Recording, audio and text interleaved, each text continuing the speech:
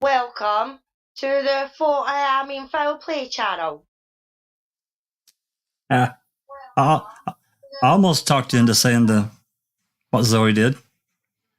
I almost talked you into saying You're gonna have to mute their Alice or somebody. Thank you. Sorry, I think that was me, Jeff. Oh, that's okay. Well, hello everybody. Welcome today to edition of Open Mic. This is number 61, I think. I can't believe it. And today we're going to be talking about more of the Colburn v. Netflix lawsuit. I know it's not as exciting as the Amber and Johnny stuff, but that's really taking social media by a storm.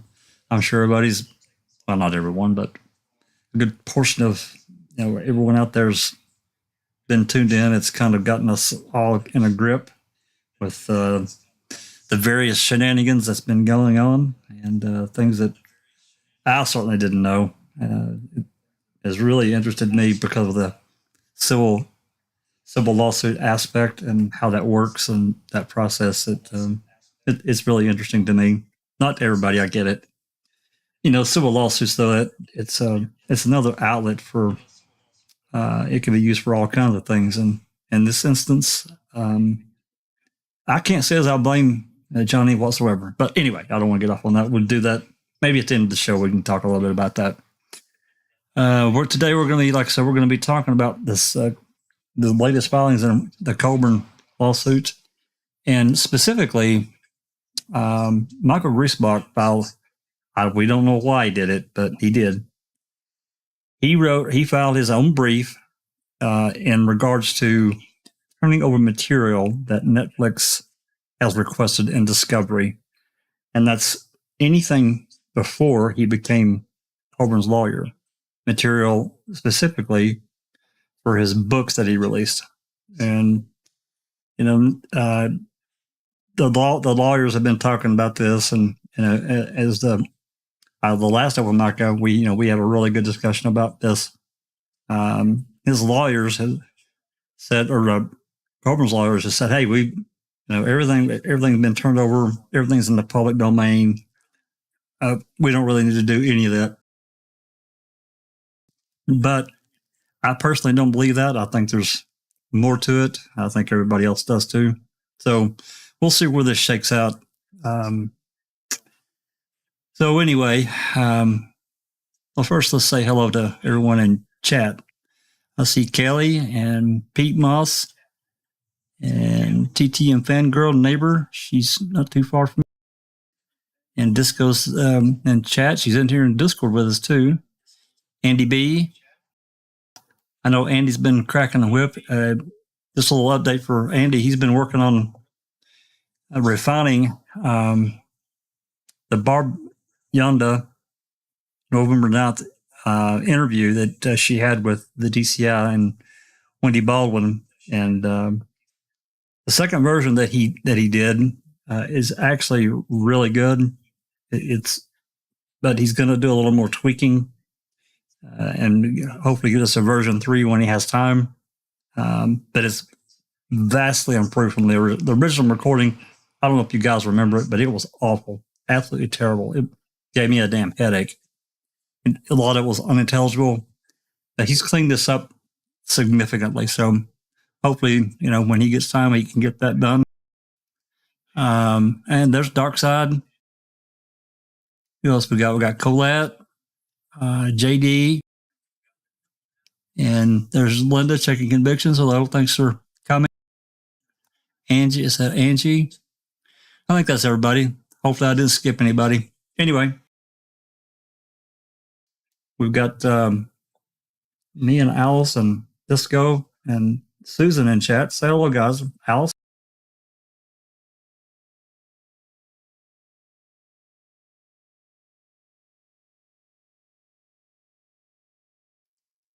Hello. There she. Yeah, my computer's been a bit bloody slow tonight, so I've got it on the TV.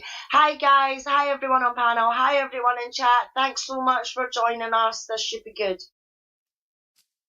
Disco, you want to say hi? Yeah, hello everyone. Great to be here. Great to catch you on a good discussion, hopefully. And hello to everybody in chat. Thanks for coming, Disco. And lovely Susan. Hey, everybody. Thanks for joining us. Happy Sunday. Okay, so what I'm going to do, Rhonda was going to try to come, but she's not here yet.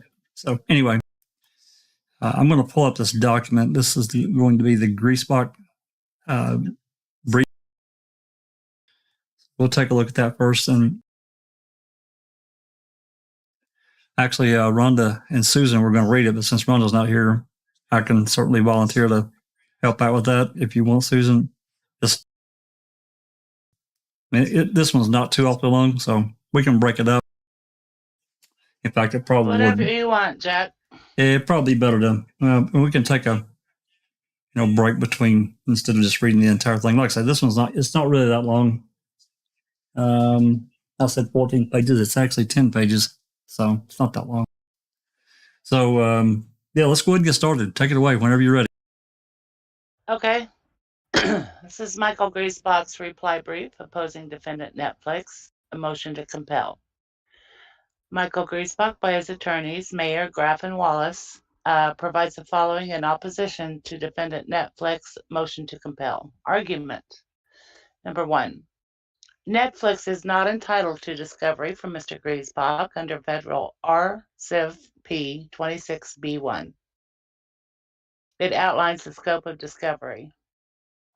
Parties may obtain discovery regarding any non-privileged matter that is relevant to any party's claim or defense and proportional to the needs of the case, considering the importance of the issues at stake in the action, the amount of controversy, the party's relative access to relevant information, the party's resources, the importance of the discovery in resolving the issues, and whether the burden or expense of the proposed discovery outweighs its likely benefit. Emphasis added. Netflix fails this test in nearly every respect. Prior to being retained as counsel in this matter, Mr. Griesbach authored 2 books concerning the events surrounding the Stephen Avery saga, The Innocent Killer, A Wrongful Conviction, and Its Astonishing Aftermath, and Indefensible, The Missing Truth About Stephen Avery, Teresa Halbach, and Making a Murderer.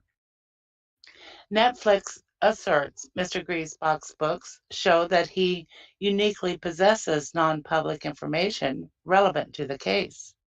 But in fact, other than the 3 inconsequential matters, Netflix cited after scouring through 540 pages in Mr. Griesbach's books, Griesbach relied exclusively on publicly available information.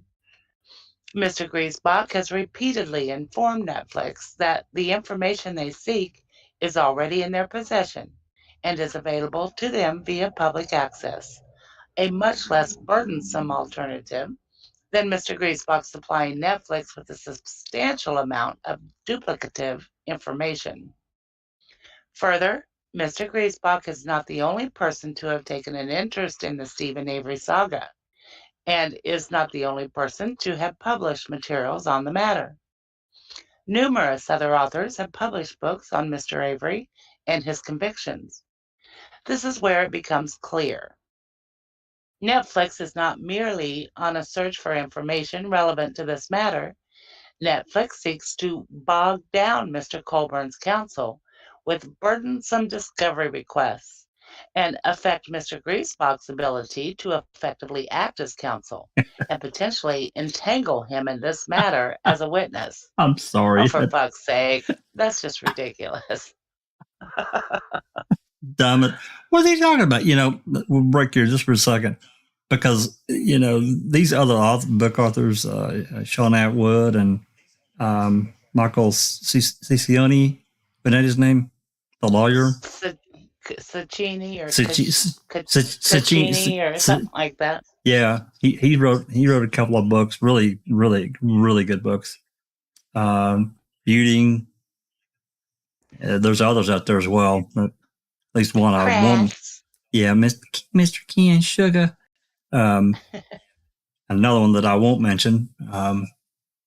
But they don't have anything to do with this lawsuit. So, yeah. So, I don't, it's ridiculous. Anyway, yeah, go ahead. With a few inconsequential exceptions, Mr. Griesbach has not relied on anything other than the same material that Netflix had access to in the making of its documentary series. Netflix, by its own admission, has not subpoenaed any other authors who published materials. Interestingly, a number of these authors had actual involvement in the Avery saga.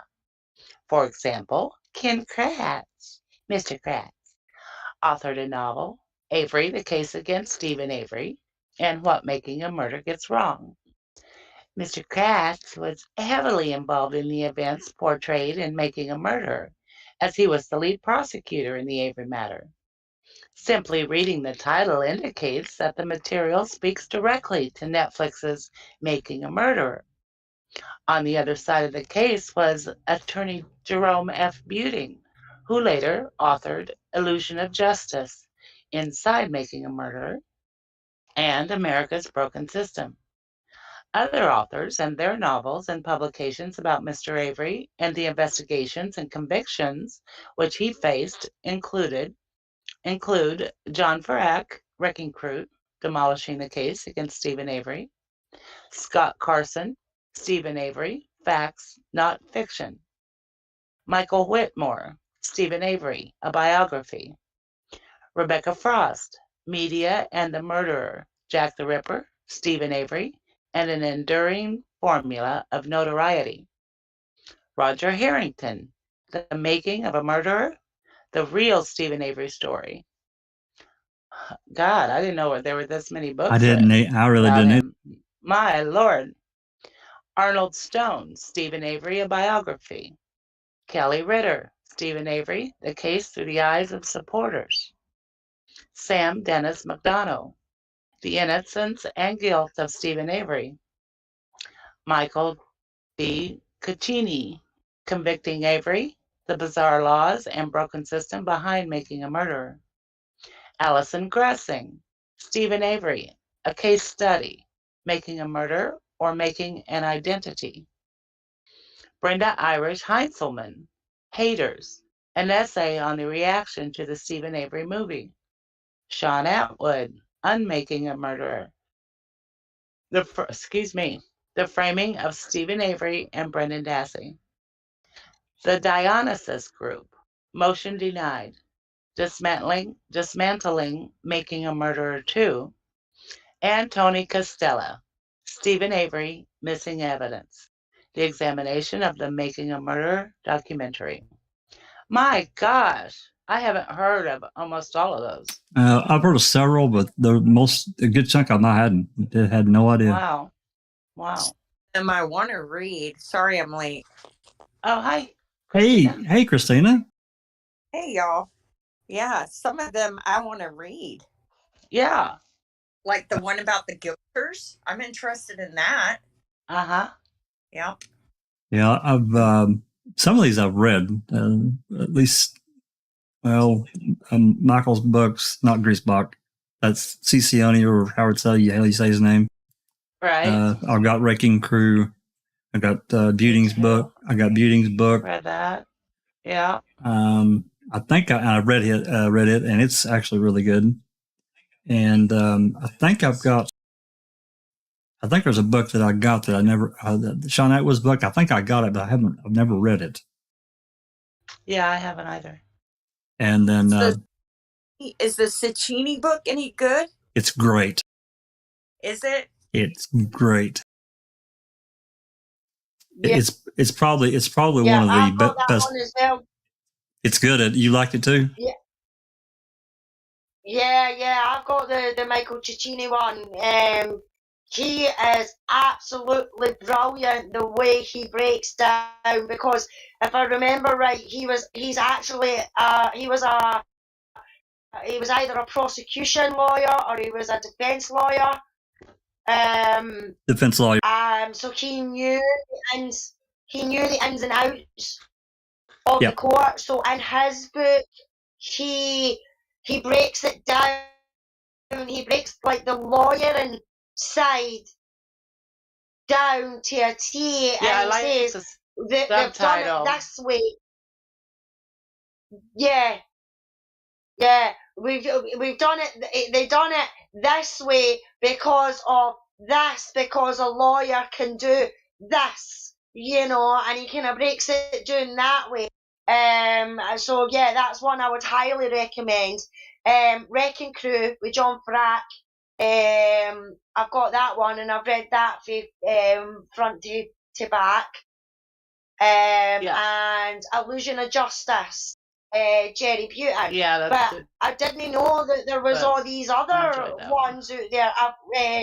I've had the Sean Atwood one. I've got that's on Audible. So if you don't want to buy the actual book, Sean Atwood, The Unmaking a Murderer, it is available on Audible. And you can get it for there. To me, it was just a lighter version of Wrecking Crew in a sense. I think Atwood was first, I think, and then John Farrack, but John Farrack's has got more detail in it. Other than that, it's just the same as Wrecking Crew, I would say. But as for the other ones that are there, for them, I haven't even heard of. That dialysis really, group. I mean, to be that petty. Oh, that sounds yeah. familiar, Jack, sorry. Yeah, that dialysis group, they're the ones that they made this big fuss about Stephen Avery's bed. You remember all this bullshit that they said that Teresa was all trussed up on the bed and had her handcuffed and in ropes and all that. And there's not a mark on that bed that would show that anyone was strapped to it or whatever with ropes and handcuffs and all that. And they were trying to, they actually published a few photographs. They took them down. They actually filtered to try to make like just regular marks, you know, just regular scuff marks, not just like in regular wear and tear. They try to make it look like it was worse than it was. It was complete crap. And there was some other things. Right, there was another guy that. Go ahead. No, on you go, Jack. There was another guy in that group. He did something else. It's been, guys, you got to remember, this was like 3 or 4 years ago. I can't remember, but he did something else that was. He actually got destroyed. What he said that some piece of evidence showed, and it was wrong. It was just flat wrong.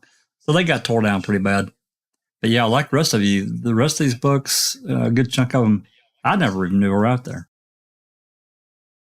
I bet Chad Keller's Blind pissed. Justice, Doc says. Yeah, Blind Justice by Mark Godsey. That's another good one. I've also got that on Audible. And Linda's saying that you can also get Wrecking Crew on Audible. I didn't know about Wrecking Crew. Yeah, I got the actual book. I think I've got it on Audible, Alice. Right. Well, I got my son to get me. It was my birthday was coming up, and he's like, "What do you want?" I went, "Oh, get me this book." So the books that I've got: Illusion of Justice, Wrecking Crew, Michael Cicchini's one. My son and my daughter-in-law bought me them as presents for Mother's Day and things like that. So I would highly recommend them. But for his lawyers to be doing this is bloody pathetic.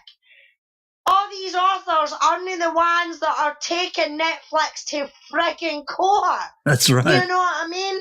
It's Colburn's lawyers and a lawyer who thought he was going to be a smart arse and think that he could get Colburn all this money because he had information about the case and everything like that. And he just put himself in the firing line. So it's his own bloody fault. So no wonder they want to get a hold of his books. You know what I mean? Or the information, the sources of his information that he got from his books. You know, to be bringing all this out with these authors and everything like that is so petty. It's so childish. And if they think Netflix is going to fall for this, stop doing what they're doing, they're sadly mistaken. Yeah, I hope the judge shoots it down. What's that, Susan? I have a question. Yeah. Do you think Chad Keller is pissed because his name wasn't mentioned?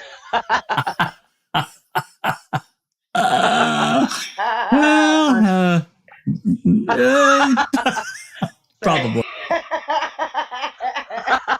But now, because he's a truther, then he was a guilter, and they wanted to bring him back to the truther, and we refused money, and yeah, probably.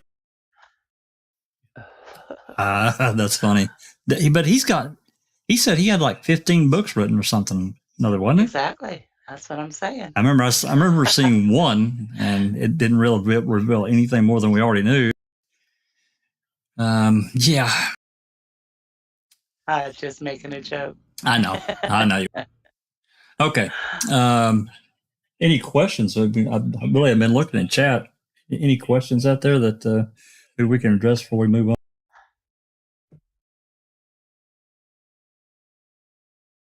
You say anything, Alice?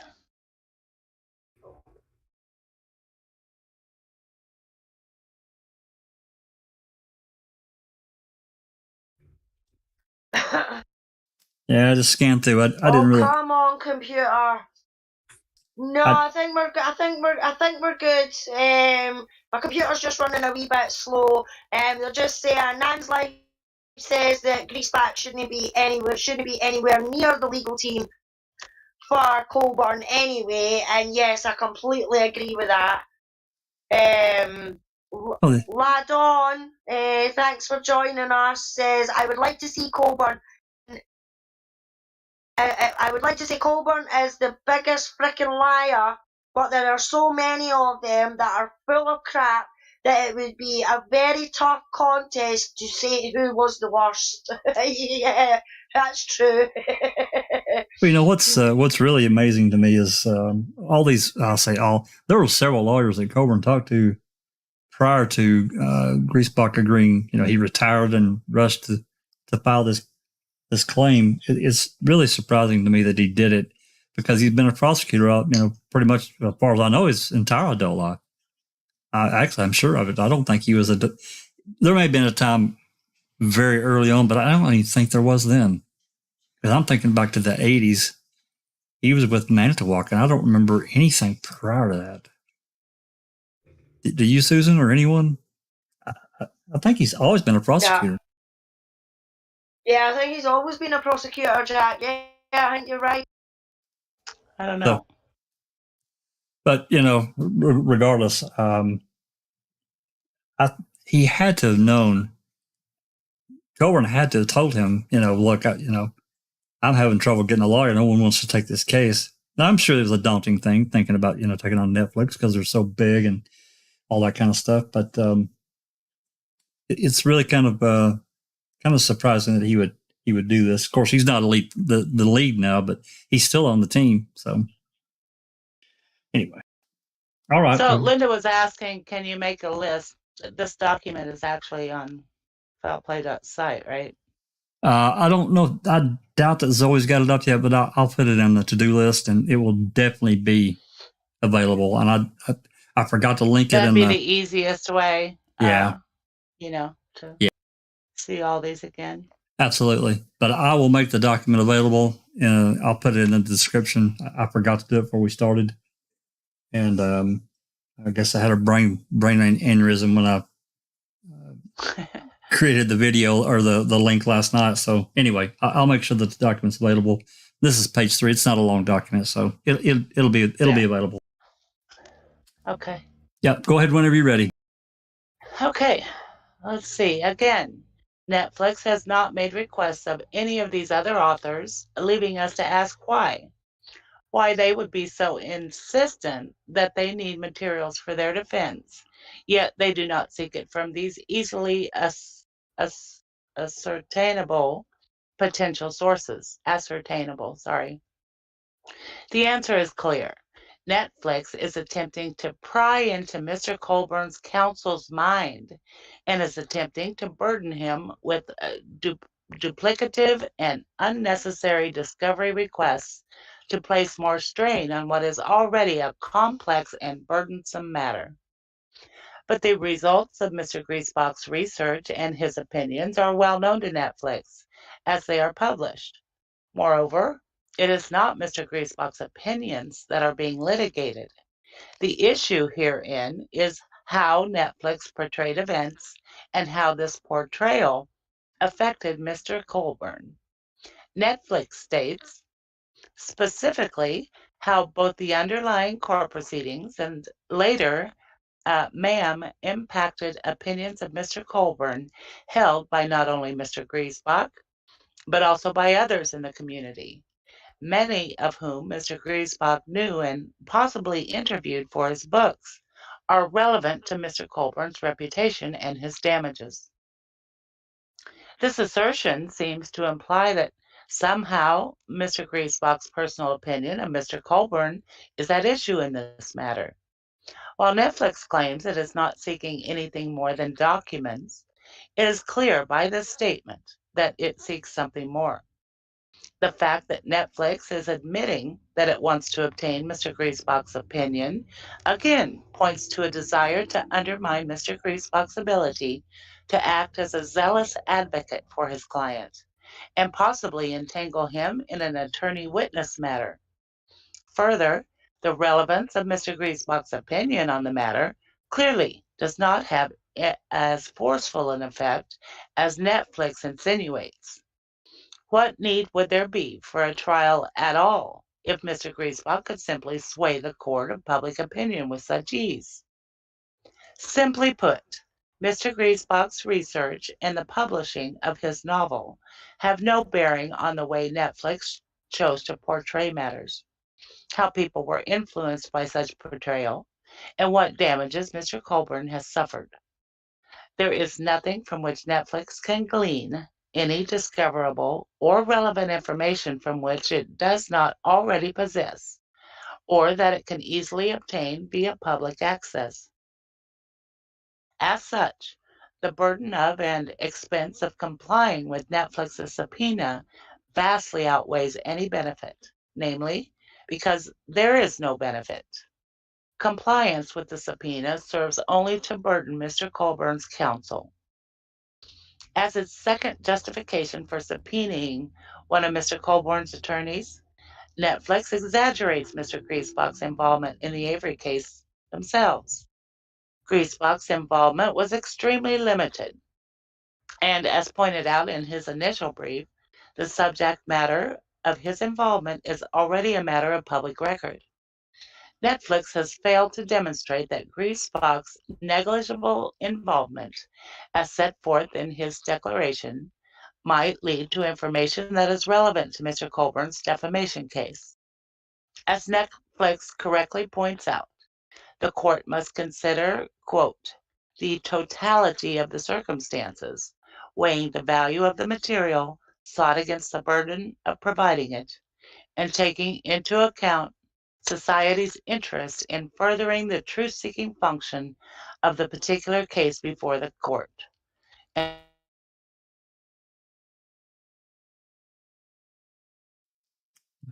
We lost you, Susan.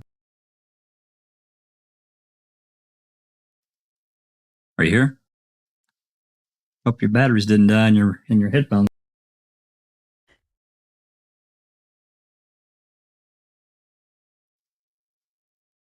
Yeah. I think we might have lost her. End quote. Oh, there she Oh, is. there you are. Hello? Yeah, we lost you for like 15 seconds. Oh dear. Okay. Yep. Where'd I end? Where it starts up there, there's not lines. The totality of circumstances, where it quote the totality of circumstances. Oh, okay. Huh. As Netflix correctly points out, the court must consider, quote, the totality of circumstances, weighing the value of the material sought against the burden of providing it, and taking into account society's interest in furthering the truth-seeking function of the particular case before the court, end quote. Do you still hear me? Yep. Okay. Despite Mr. Griesbach's repeated efforts to explain to Netflix that all the information is available to them, Netflix persists. Interestingly, Netflix admits that it has, quote, not issued document subpoenas to any third party other than the Manitowoc County Sheriff's Department, including those individuals listed in Mr. Griesbach's opposition, end quote. This begs the question, what makes Mr. Griesbach stand out to Netflix such that they are requesting all of this burdensome information which they already possess and or have access to, as Mr. Griesbach and their documentary series Making a Murder demonstrate. Netflix has now admitted that they are subpoenaing documents from the Manitowoc County Sheriff's Department and individuals who would actually possess information about the investigation. Okay. Interesting. I don't think the court's going to buy this at all. It would be one thing if he was a reporter, but at the time of this case, he was a district attorney at the county where the crime allegedly occurred, and several of those search warrants were drafted on Manitowoc County letterhead and just filed and scratched out, and they wrote Calumet. He drafted a bunch of them himself. Yeah, I think he's gonna. I don't think they're. I think that he has to be deposed. I think he has to be. I don't think he. I don't think he sure is downplaying his role. Yes, he is. Well, Kelly in chat says something we must take into consideration. Something we should have learnt from JD's case. It's sometimes not about winning the money, but winning your dignity back. If AC is guilty of anything, he was given some dumb counsel advice to continue this lawsuit. As seen, civil suits open up all sorts of cans of worms. You want to make sure its hands are clean before pointing the fingers. Yeah, that's a good comment. I personally don't know. Short of cutting him out of a lot of the documentary, I don't know how they could have made him come off differently. And that's unfortunate, but the truth is its own defense, right? Paul Papier is asking, can they get Colburn's phone records?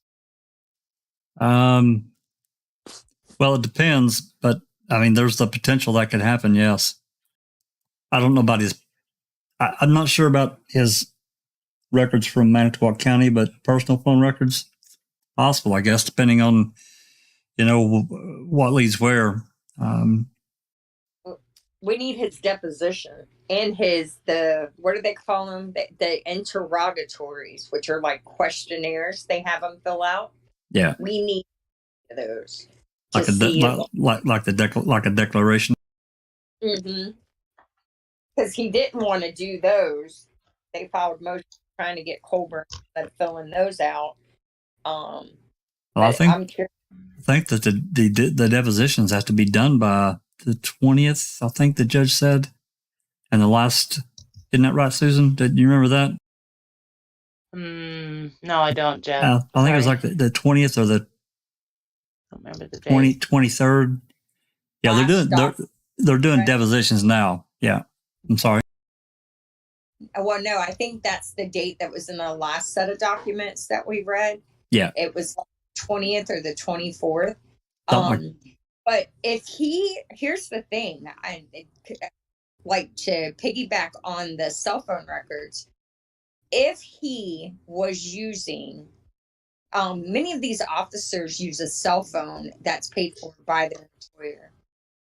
And if so, those records are relevant depending on the scope of what they're asking him.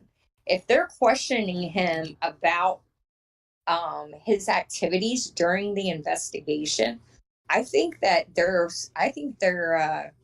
subpoenaable. Is that a word? Well, you made it a word now, but yeah. Didn't I? It's possible, I guess. You're right. Depending on the scope and what they're maybe looking for, or what maybe the judge might be looking for, it's possible.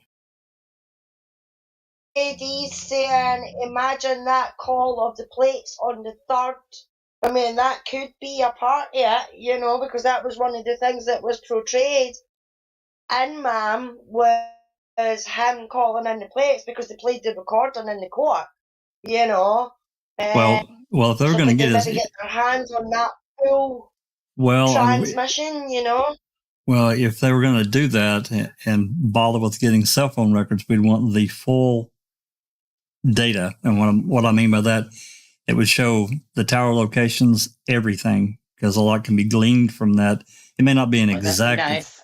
Well, it would. Yeah. I mean, it would be, it could drop down a location to where he might have been when he made that call. I don't know. I mean, civil trials are different, than a criminal trial. A criminal trial, they can pretty much go through, if you're, a suspect or whatever, defendant, they can really go after you.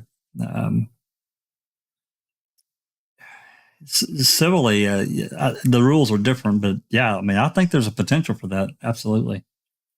I'm wondering about what records precisely that those incident numbers and dates that Netflix is looking for, because, we read that through a lot of that, those emails and so forth.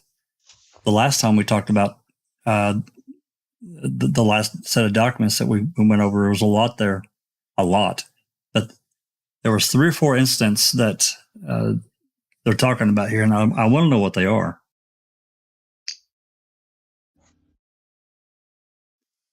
Anyway, but I'm also really interested in the depositions. I hope that those can be down, that we can get them and, get them played on here, because I think that might be interesting too.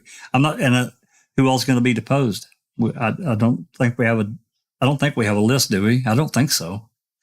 I haven't looked through. I haven't seen one. So what do you think it is that they want to find in Griesbach's notes or whatever? What are they looking for? I'm not. I thought it was that he had information that wasn't publicly available. Well, in his well, books. Go ahead, Kristen. Well, I was just going to say there's several different avenues they could be going down, right? They could be looking for relationships with certain people that are supposed to be unbiased. They could also be looking for notes on the investigation showing that he played a much more pivotal role than what he is alleging he did. And then they could just be looking for any kind of communication between Colburn and the DA's office, or Kusurik and the DA's office during the time of the investigation that no one spoke about, right? Are they only concerned with defending Netflix, or are they trying to also expose and free these men? because this would be a major win for Netflix if not only do they have this worldwide smash hit documentary, but then also they helped to free the two men themselves. I mean, that might be an indirect goal, maybe. Yeah. So, well, I have one more to throw out for y'all to think about, and people in chat as well, and just considering what you're talking about, what they may be looking for. And you know, we have to back up now, back the truck up, and think about what Netflix is really. Their goal here is to protect themselves and their brand, and these various documentaries where people, you know, there's always editing that goes on, and invariably somebody may, even through no fault of the editors or whoever, it comes out that somebody doesn't look that great. With that being said, can we know for sure that there's not been some communication between the filmmakers and Netflix, and the filmmakers saying, hey, you know, there's things that I'm talking about stuff, that footage that may be lost or, you know, stuck somewhere on a shelf that they have no idea where it's at. But, you know, there's a lot of things about this guy that we didn't really put in there, and there's more to it. And you need to look here, and you need to look. You see what I'm saying? So that they were actually nicer to him than really what they could have been. Uh-huh. Yeah, but you've also got to remember, though, Jack, is that the first 2 episodes of Making a Murderer showed all of them to be in a bad light. The police department, the sheriff, the court, the law, because Stephen done time, 18 years that he shouldn't have done. Well, 12 years he shouldn't have done. Honestly? 12 years he shouldn't have done. Yeah. Yeah. Well, I mean, do you honestly think he's going to spend all that time in jail protesting his innocence and then get set free on proof that he done absolutely nothing, and then 2 years later he's going to do something stupid like going out and committing a murder to a young lassie to end himself right back in there? No. On the no eve way in hell. On the eve, especially, he was fixing to get a big payout from the state, and then that's not even including the lawsuit. Yeah, exactly, exactly. So the first few episodes, before you even seen Colburn on the stand, before you even seen any of the depositions, in my opinion anyway, when I watched the first 3 episodes of Making a Murderer, I was like, that is a fit-up. That guy has been stitched up by the popo, and there is no getting away from that. Doesn't matter how much editing has been done or no done or anything like that. The first 3 episodes alone of that program, to me, says that he was stitched up big time. You know? So for them coming out saying that, oh, Colborn was made out to be in a bad light and everything like that, no, they were all portrayed in a bad light. It's just that the shit's hit the fan with Colborn. He's lost his marriage and this and that and the next thing, and he didn't make sheriff and everything like that. So he's like, I've got nothing to lose. And as people have said before, he said, I bet you it's been Griesbach in his ear going that, oh, well, if you do a lawsuit and that, I can help, you know, and I can put it in because I know this and I know that. You know, so to me, this is the whole case is a load of shite, just like Making a Murderer case, because there is nothing to substantiate it, because they all were made to look good, look bad. No, just Colburn. Well, the lawsuit, you know, and he did it to himself. He did it. He did. Yeah. But the lawsuit was such an overbearing kind of cloud that was hanging there. And I know everybody probably saw it a little bit differently, but to me, the lawsuit was the driver of whatever was going to happen prior to Bogle and Kosoric being forced to testify in the civil suit, which they did not want. They did not want those depositions recorded. I think they made that clear, and I feel 100% sure in saying if it wasn't Teresa, something was going to derail those depositions. I'm sure of it. Yeah. Completely agree, Jack. They didn't get him on this, they were going to get him on something else, period. Because I think that they were watching him for the day that he got out. And that's just my opinion, you know. Well, I think they really the radar turned on when he filed the lawsuit, because that was it. Yeah. You know? Yeah. Exactly. Well, what did they expect? Did they expect him just to go away willy-nilly after they stole 12 years of his life? You know what I mean? The guy deserved something. If they just put up and shut up and said, we're sorry, we got it wrong, it would have been a whole different story, and we would not be here talking about friggin' Netflix being sued by a shoddy cop. Yep. Was that Susan? And if Colburn was such the Boy Scout that he claims to be, when he got that phone call in 96 or 97, he would have followed through on that shit and, Yep. done something more than he did. He also would have declined going to interview Avery on the 3rd at Weigert's request, because it would have been a conflict. I'm still I'm still really conflicted about that phone call that allegedly came in. I really am. I just have problems with it because of how the note or this memo that he was forced to write down 8 years after the fact. I got real problems with it. I know not everyone agrees with my opinion. If he was even involved. Yeah. Exactly. That's right. To me, I think there's a chance he wasn't involved in it. Right. Yeah. But then he was forced to be a patsy, and he's like, "Oh, okay, I'll do it." You know, nice guy. And then he become sheriff. Mm-hmm. You know, just like he was promised things that he didn't get, and his divorce seems to be, you know, I'm sure that's not cheap. So where is he getting the bankroll to go up against Netflix? Well, that's a contingency. That's what civil suits are. They're taking on contingency, which means that, you know, these lawyers could be, they could be forced to eat a lot of the cost. So they're betting that they're going to win. If they win, you know, however much, they typically get 40%. I mean, well, let me say that. Let me restate that, 30 to 40%. But isn't it kind of normal for these, like 33% minimum? Isn't that normal?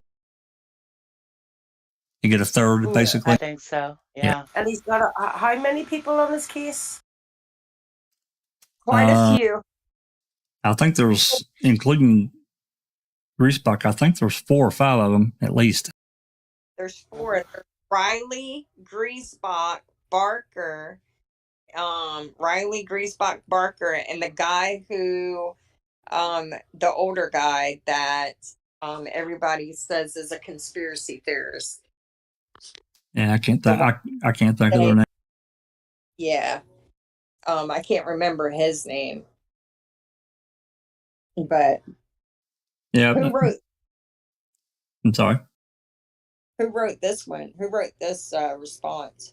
This is directly from Griesbach. This is his reply. Griesbach. Oh, Griesbach wrote this?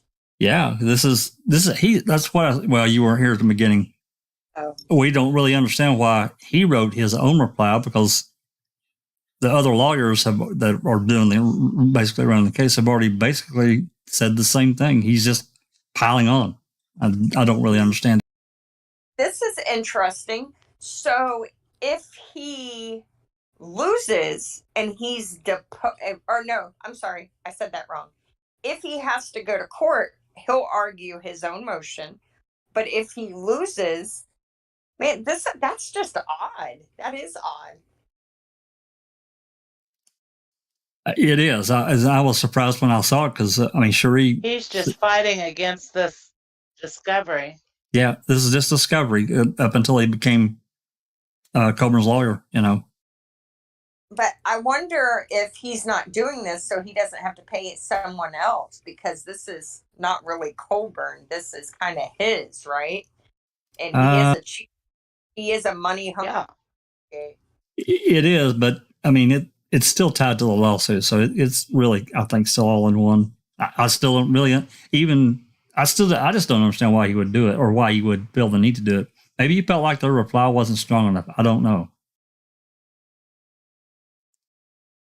Mm-hmm.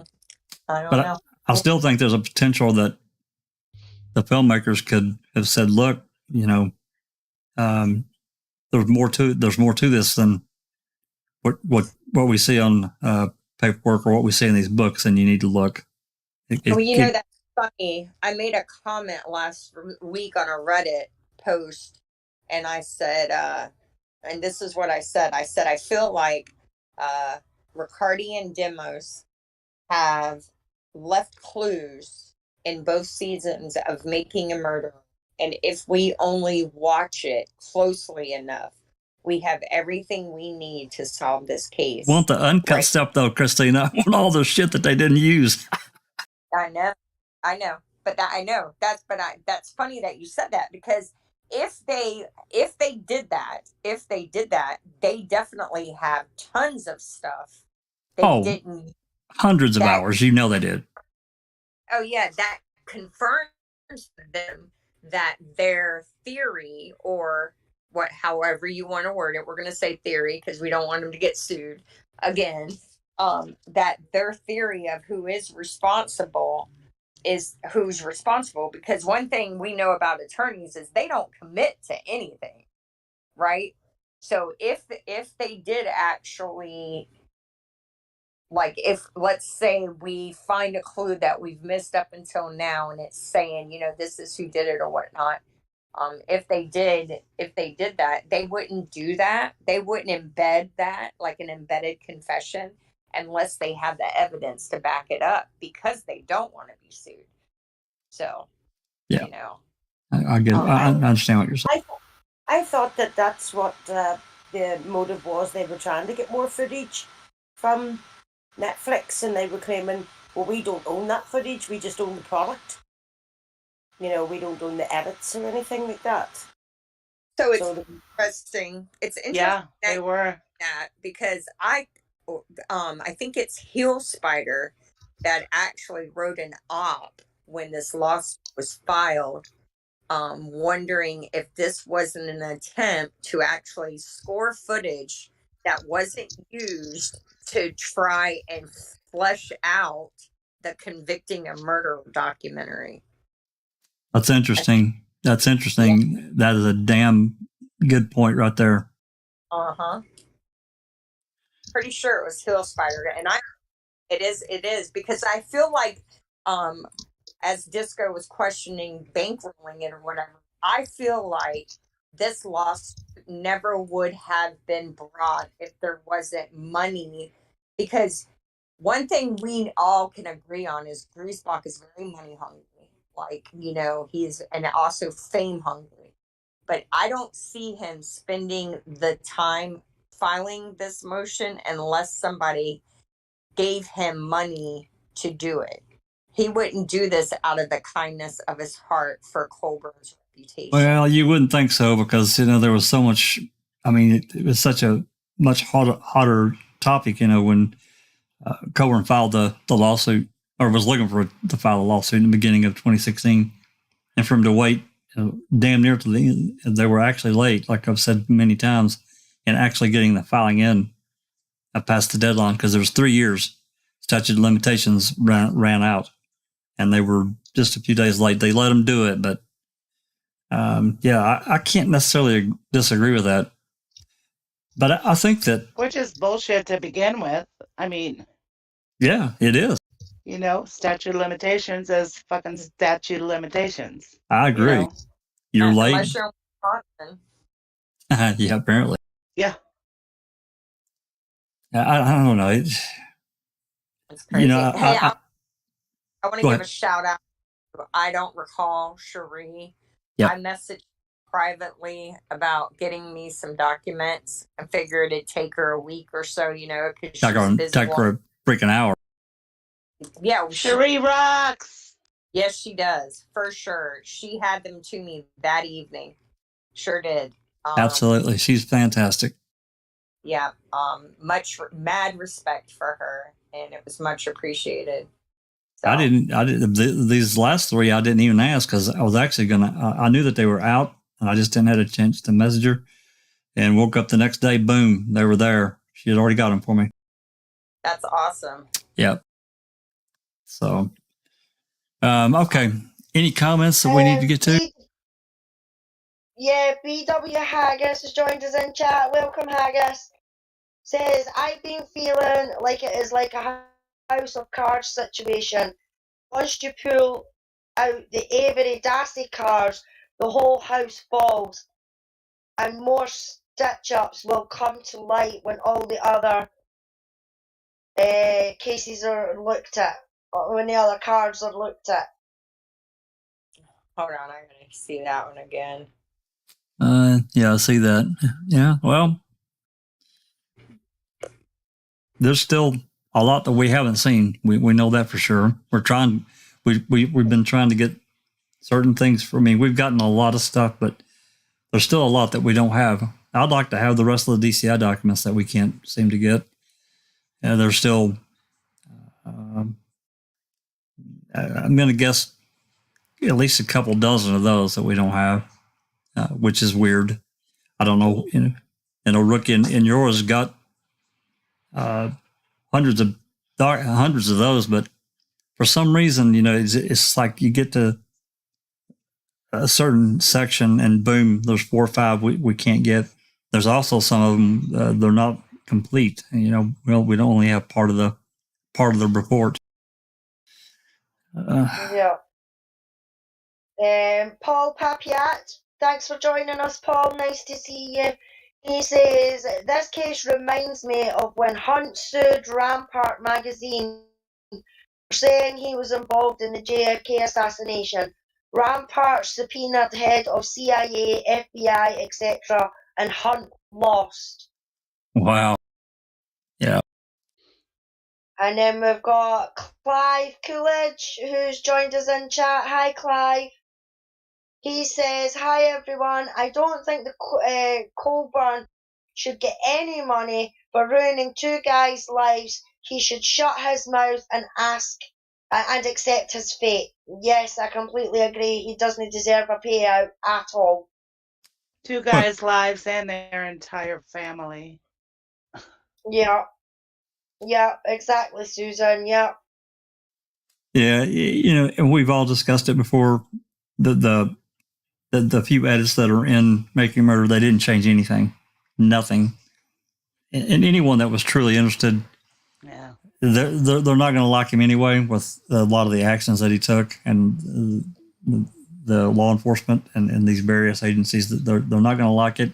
They wouldn't want themselves, I don't think, to be treated the way that Avery's and Dassey's were treated. So that's kind of true. Well, Colburn with his whole shake in the cabinet, ridiculous, stupid story. I mean, he did it to himself. Well, and then Kratz, lies. He puts all that effort into showing how they found this key, and he realizes how dumb it was, and he runs from it in his closing argument. Don't even worry about that key, guys. Can we just forget about that key? Well, you just had 3 guys on the stand talking about it. No, I don't think we can. Sorry, Ken. And then Colburn's admission in that email that's not the way it happened. That's right. That he didn't shake the cabinet. That's right. It was actually concealed behind it. I mean, he totally admitted to perjury. He perjured himself on the stand in that email. That's right. He did. What's interesting is, you know what? Maybe one of us needs to send that letter to the attorneys representing Netflix. The 12 or 13 page Bobby Salas letter that we discussed on a podcast that Tim Tedious found. Yeah. Tim Tedious brought to our attention. It's been out for years. That letter was written in January of 2008. Yep. So 7 years prior to Making a Murderer. The kid had watched the trial on TV and followed the case in the newspapers. And he, in 2008, was saying the key was planted, the cop with the glasses is suspicious, blah, blah, blah, blah, blah. So it's not Making a Murderer that made Colburn suspicious. It's Colburn that made Colburn suspicious. And the department. Exactly. Yeah. Okay. So, All right. Just another quick one. Paul Papiat says, do you think Colburn bought a car battery on his credit card? Probably not. No, I don't think so. I think that was done at the garage, and thank you very much, the county garage. I think that the battery is going to probably come back to the Manitowoc County Highway Department, Yep. which is run and under the Sheriff's Department. That's right. That's pretty much what KZ implicated, wasn't it? Yeah, Yeah, she knows. and- She knows. Yeah, she knows. You know, for a long time, when this suit got filed, because there was a lot going on and a lot more going on in the case with filing and so forth, I thought it was a distraction kind of thing, detract away from the legal maneuverings that Zellner was trying to do. I thought it was a distraction, and it's still. I mean, it is anyway. But I don't think that's it. No, I don't think so. Anyway, let's get back to it. Did you want me to read for a minute, Susan?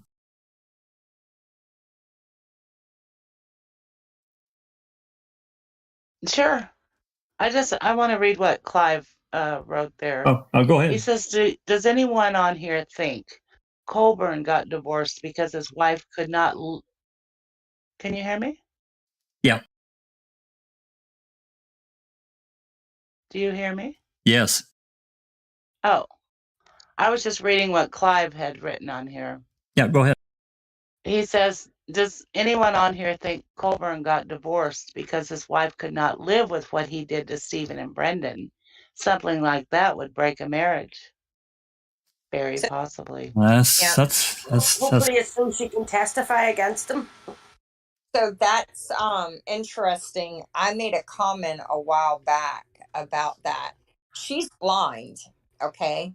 So legally, yeah. Blind. So that means that her vision is impaired enough where she has to have complete faith and depend on someone else at certain periods of time, right? So you have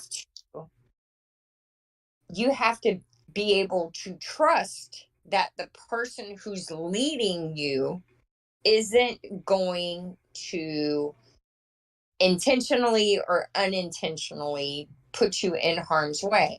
I've known several people who are completely blind in my life, and it takes a very long time for them to allow you to lead them, because I mean, like, I couldn't imagine going through my life not being able to see anything.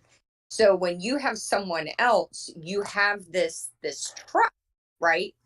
And if she thought she knew her husband, and if this case exposed to her something she didn't know, she likely, that could have been the catalyst for the divorce. The fact that this man that she has trusted and allowed to lead her and make decisions for her is really someone capable of doing this. It may have, like, just literally made it where, I mean, if I was her and I felt like that, I couldn't be in the same room with him, much less in the same bed. It's yeah. I mean, we don't really have any inkling as to what was going on between them, but trust for somebody that's blind. Trust is everything. You got somebody else helping you. Absolutely. Does Colburn have kids? Does anybody know? R. William is asking. Yes. I think he's got 3. But I don't think it's by this wife, right? Well, okay, let me rephrase that. I think there's 3 children involved. I think I read somewhere that the kids may have been hers from a prior marriage and he just kind of became a stepdad. But I also thought he had a son with his last name. Yeah, I'm not sure. Do you know how old he is? Probably my daughter's age, maybe. So like maybe 30. Colburn's probably in his 50s, do you think? Yeah, I figured he probably had him when he was like 25. I want to say his name. Why do I want to? Matthew Colburn? Michael Colburn? I have no idea. I feel like Mystic Jinx found him not too long ago and posted on it in Discord. I know that he. We need Sherry. I know for sure that he made comments, because I remember reading it in one of these briefs. He commented about him and his wife and family being threatened. Oh yeah, you know what? One of his kids lives in Florida. Actually, you're right. Now that you're talking about the documents, it's in one of the documents that he's got a son in Florida. I think he's got 2 sons and a daughter. I don't know why I think that. I feel like it's in the court filings. Poor kids. No doubt. Yeah. And and they probably don't look at him the same. They don't act, you know what I mean? And he can't blame himself, right? Because he doesn't think he did anything wrong. So he's going to blame the people who exposed him. Because that's how cops are. They have this mentality that, well, he's a piece of crap, whether he did it or not. He got what he deserved. It's like they don't even comprehend justice and honesty and integrity. And yet we have been trained to trust these people implicitly. And they're bigger criminals than the criminals. Yep, a lot of them certainly are. Mm-hmm. All right. Any other comments before we move to this next section? We're good to go. Haggis is pretty funny. How on earth did he ever get married or father children with his said reaction to the naughty magazines? That's what upset him so much to shake that cabinet. Yeah. He was so frustrated with Playboy. Oh, shit. I guess it has to do it with the lights off, right? Yeah. Old school, lights off. Don't see anything. What's the worst 5 seconds of your life?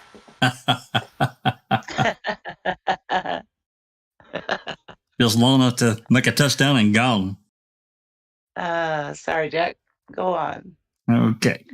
All right, let's move on here. Number 2, Mr. Griesbach did not waive his reporter privilege. And this is something else that came up. One of Mr. Griesbach, it is. One of Mr. Griesbach's objections to the subpoena is that his efforts fall under the Wisconsin's reporter privilege. While Netflix indicates Mr. Griesbach waived such privilege by failing to bring such objection, they neglect to mention that the objection was conveyed during the March 11, 2022 meet and confer regarding Netflix subpoena. Thus, Netflix was aware that Mr. Griesbach was making such objection. However, Netflix argues that even if Mr. Griesbach did not waive the privilege, Mr. Griesbach is not entitled to the privilege due to the abandoning it when he became counsel for Mr. Colburn. As Mr. Griesbach has repeatedly indicated, there is nothing which he relied upon that is being kept secret from Netflix. Netflix asserts that there is something which Mr. Griesbach had access to which it does not. The case cited by Netflix, Silkman v. Northwestern University, expressed similar concerns. Significant to the court is that the defendants are comparatively disadvantaged by Hale's involvement in plaintiff's representation for the last 2 years. Plaintiff's counsel, through Hale's mind and memory, has access to certain relevant information and defendant's counsel does not. Based on the motion to counsel, defendants appreciate this inequity and have rightfully demonstrated their unwillingness to forgive the situation. Sutton v. Northwest University. There simply is no such inequity here. Again, Mr. Griesbach has relied on the same information which Netflix utilized to make its documentary. Further, the fact that Netflix already has access to the information which it is requesting demonstrates that the burden it is placing on Mr. Griesbach by forcing him to provide the requested documents is not sufficient to overcome the reporter privilege. And this is pursuant to Wisconsin statute 885.14b. A circuit court may issue a subpoena to compel a news person to testify or disclose or produce any news, information, or identity of any source if the court finds, after notice to an opportunity to be heard by the news person, that the person requesting the subpoena established based on information obtained from a person other than the news person, by clear and convincing evidence in a civil action or proceeding, that the complaint states a claim upon which relief can be granted. However, this is not the only Wisconsin statute. 885.14c further provides a circuit court may issue a subpoena under paragraph B only if all of the following conditions are met. 1. The news information or identity of the source is highly relevant to the investigation, prosecution, action, or proceeding. 2. The news information or identity of the source is necessary to the maintenance of a party's claim, defense, or to the proof of an issue material to the investigation, prosecution, action, or proceeding. 3. The news, information, or identity of the source is not obtainable from any alternative source for the investigation, prosecution, action, or proceeding. And number 4, there is an overriding public interest in the disclosure of the news, information, or identity of the source. Wisconsin Statute 885.14c established emphasis added. The Wisconsin legislature provided an express means by which the reporter privilege may be overcome, and Netflix has failed to demonstrate that this burden has been met. Netflix has not shown that there is information which is highly relevant to the investigation and or defense, nor has it demonstrated that the documents are necessary to their defense or proof of an issue material to this matter. That is because Netflix cannot make such a showing, as Netflix already possesses the information.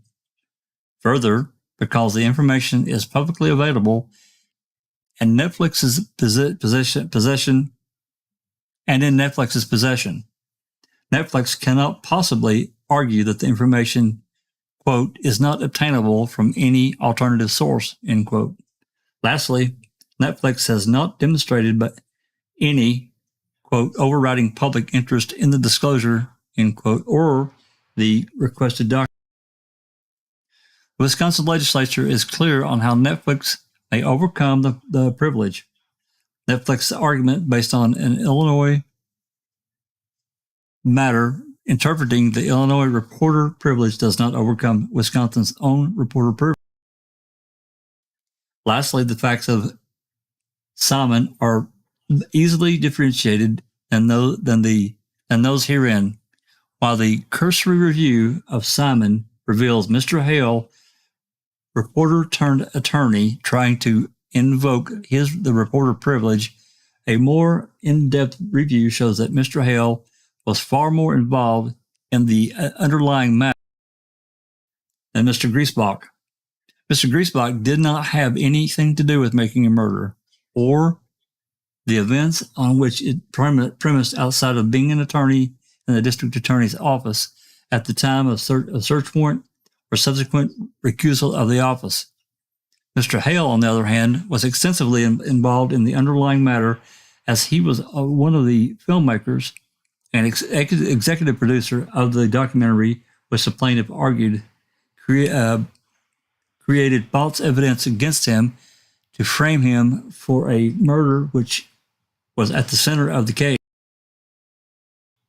Simon, Mr. Hale's role included, quote, reading case documents, coordinating and conducting witness interviews, determining what footage to shoot, helping to develop the story structure of the piece, and reviewing raw footage, end quote. Mr. Griesbach was in no way involved in the filming or production Making a Murderer. He did not affect the way which Netflix chose to portray the information, unlike Mr. Hale, who dictated what was portrayed in the documentary at issue. As such, the court was validly concerned about the information Mr. Hale possessed that could give him an equitable advantage over the opposing side. Unlike Mr. Griesbach, Mr. Hale was actively involved in the events portrayed in the documentary and the manner in which they were portrayed. Mr. Griesbach had no influence on the events surrounding Mr. Avery, nor did he have any influence on Netflix's portrayal of the events of Making a Murderer. Accordingly, the reporter privilege is not waived, nor is there cause to pierce the privilege under the case law or the statute. Susan, you want to read that conclusion? Sure. Conclusion. Federal R. Civ P 26B1 requires the court consider various factors when determining whether a party may obtain discovery. The rule provides that a court should consider whether the material requested is proportional to the needs of the case, the party's resources, and the need for the requested documents outweighs the burden or expense of the request. Netflix has failed to demonstrate that its need for this discovery outweighs the burden and expense it would place on Mr. Griesbach. The burden they seek to place on Mr. Griesbach simply is not justified or productive. Furthermore, Netflix readily admits that it has only sought information from one other third-party source, the Manitowoc County Sheriff's Department. Certainly, there are numerous other parties that were involved in the events depicted in Making a Murderer, and many others that have written about such events. This begs us to ask the question, why Mr. Griesbach? The answer is clear. Netflix is a multi-billion-dollar corporation which already has access to the documents which they have requested. Mr. Griesbach is an attorney representing a retired law enforcement officer and Boy Scout. The document requests are merely a thinly veiled effort to undermine Mr. Griesbach's efforts to act as counsel by taxing his time, energy, and funds, not to mention potentially embroil him in an attorney-witness conflict. Those are the funds Christina was talking about. Lastly, Mr. Griesbach has not waived the reporter privilege. Netflix was made aware of the privilege when the parties discussed the subpoena in March. Further, Wisconsin outlines a specific set of circumstances under which the reporter privilege may be overcome. Netflix has failed to demonstrate that they are entitled to the documents pursuant to Wisconsin Statute 885.14C. Simon simply does not apply as it interprets the Illinois reporter privilege, does not consider the Wisconsin statutory exception to the privilege, and is factually distinguishable from the matter at hand.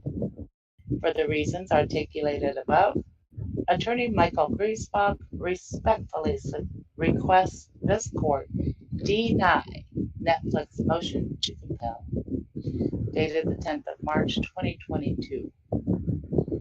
10th of May, I'm sorry, 5 days ago. So we're just a few days ago. So Galataki's joined us in chat. Hi Galataki, thanks for joining us. And Nan's life says, page 72, Casio. Griesbach attended the Roar and Krat and Remica to Judge Fox, but he wasn't involved in any way. Yeah, I mean, we know his involvement was really behind the scenes. We don't know the depth of his involvement. Other than for sure that he helped write some of the first search warrants. After that, I don't know. I find it interesting that he doesn't mention his 2 books, except for when he listed the books written. He doesn't mention that. And not only was he a district attorney on this case, he also wrote books on the case. And do you know what else he failed to bring up? Do you remember the email that he sent? It was a exhibit attached to one of the motions we read last time. Remember the email where he made the comment about, what a great project, if you need me. And then he also put a link to his book on Amazon. And it showed that he had seen several people. That I find it odd that he doesn't mention that email either. Yes, he's duplicitous, because it seems to me like he wants to waive the right that, like, he's a reporter, so he's a journalist, and he doesn't have to give his notes. But then, trying to play down that there could be a conflict of interest. Mm-hmm. But what he's trying to do is like a lot of Wisconsin attorneys. He's trying to have his cake, his cheese, and eat it all. Yeah. But, oh, look, and John F. Meyer wrote this one. That guy, you know who John F. Meyer is, right? Who did he represent? Who? Tell me. He represented Tom Kosurik in Stephen Avery's civil suit. The depositions. Yep. Yeah, I remember that name. Yeah. Yep. Or the non-deposition. Yeah, exactly. Yeah. Yep. He was part of the civil suit that Stephen Avery filed, and he just came on. He's only been on this case, I think 2 filings ago is when he entered in. So did he sit with Kosurik? Kosurik was there for some of the depositions, right? Mm-hmm. He attended. Yeah, he did. He attended some of them. So Mayer was probably with him. Well, Mayer was there even when Kosurik wasn't there. Mm. He was representing Kosurik's interest. Correct. But Kosurik attended.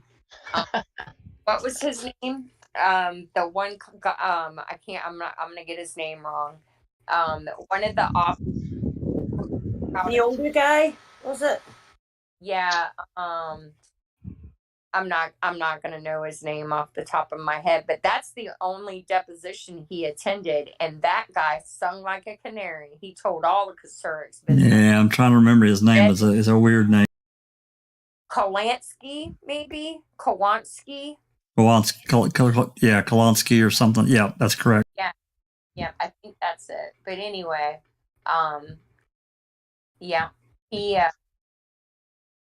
sure. I was very proud of that man because he didn't back down. He considering that Kosoric was sitting there, that was actually probably really brave of him. Yeah. BW Haggis in chat says, who eats cake and cheese? Honestly, use Americans put cheese on everything. No. Well, you know, there are some people that put what is it? Cheesecake. What is it? Hilarious. What is it, Susan? Some people put cheddar or cheese and on cheese snacks. no cheese on apple pie. Yeah. Apple pie. Oh yeah, baby. Cheese on apple no, pie. that's just wrong. I've eaten apple pie my entire life. I've never put cheese on it ever. Never even heard of it. No, that's just wrong. That's just no. Dark side, we think it was Kawan. Kalan. That sound right? Kalanki? Now I'm gonna have to look it up. Give me just a second. What? Dark side's asking what deposition did Tom Kosuric go to? We think it's Kalansky. Did he just go to one, or what was he at another? His name is only. I think both Jax and I double checked that one. Wasn't he there for Couchet's? I don't think so. If he was, I don't remember seeing his name, but I'm not gonna say I'm wrong or you're wrong. But yeah, I think it's Kalansky. Yeah, I'm not sure. Persky. I feel like it's. Was it in October? It Who was. are they? I think it was in. I want to say it was a deposition that took place in August, and he was a retired Manitowoc County Sheriff's officer who had spent most of his years working. He retired, did a lot with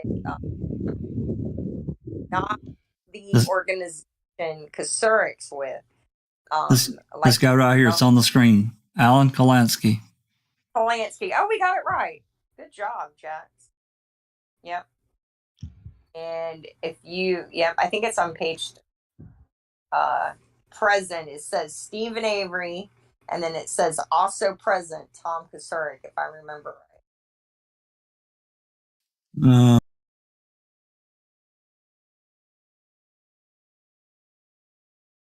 Here are the appearances here. Yeah. Let's see if it lists Meyer. There's Meyer right there. Mm-hmm. Also I bet present. Stephen was giving him the finger. Oh. Steve Jody and Thomas Kosoric. Yep. Crazy, huh? Very. Yep. And now this guy has suddenly come on the Andrew Colburn lawsuit, because I wrote an op about it on Reddit, and the Guilters didn't like it at all. Like, oh, that's not a conflict. That's not a conflict. And I'm like, hey. It's like they're all lining up again. Griesbach, who shouldn't be really near a civil case, right? Yeah, I feel like half the time when we're arguing with Guilters, we're arguing with Griesbach, Meyer, what's the dude's name from the DOJ? Such a jerk. Paul Ferguson. Paul Ferguson. I feel like that's who we're arguing with. Yeah, it is interesting. It's because if I remember, Very possible. yeah, I think that's the only deposition he attended. You know what Griesbach's Reddit handle is, right? Twist and turn. Yeah, that's kind of that's funny. Yeah. So, well, I mean that I noticed he goes, especially the last couple of pages there. He really went after that reporter classification. He went after that quite a bit, and they did talk about it some in their brief, going after his records. But he really is trying to say, no, you didn't prove that you pierced that reporter shield. Mm-hmm. I don't see how that's possible, because I don't know. I don't understand the law. Yeah, and I mean, obviously there's some kind of a exception in Wisconsin that's different than everywhere else. He's trying That's to. what I'm thinking. Like they've found their loophole. Yeah, but I do find it interesting that he didn't address that email at all. I don't think he wants to bring that up again. It's embarrassing. No, but Because it's kind of him wanting to be in the next one. yeah. That's what it means to me. Like he wants to be involved. Oh yeah, he's a So glory. he's trying to say that he doesn't take part of it because he wasn't part of any filming of it. Like they just observed him in it, but he wasn't any part. Well, no, Griesbach was. He wasn't on there long, but not as a piece of work. Like He he wasn't. airtime that he got. it wasn't much. It's where he was talking about Dennis Vogel and looking in that file, Avery's file, and finding Gregory Allen's information in it. Wonder if they'll bring that up if they get to depose him. Well, they might. Gregory Allen had a warrant out for another cold case DNA hit? Yeah, that would be interesting. I wish we could get that to someone. Well, I don't know how it probably wouldn't affect this case, but you never know.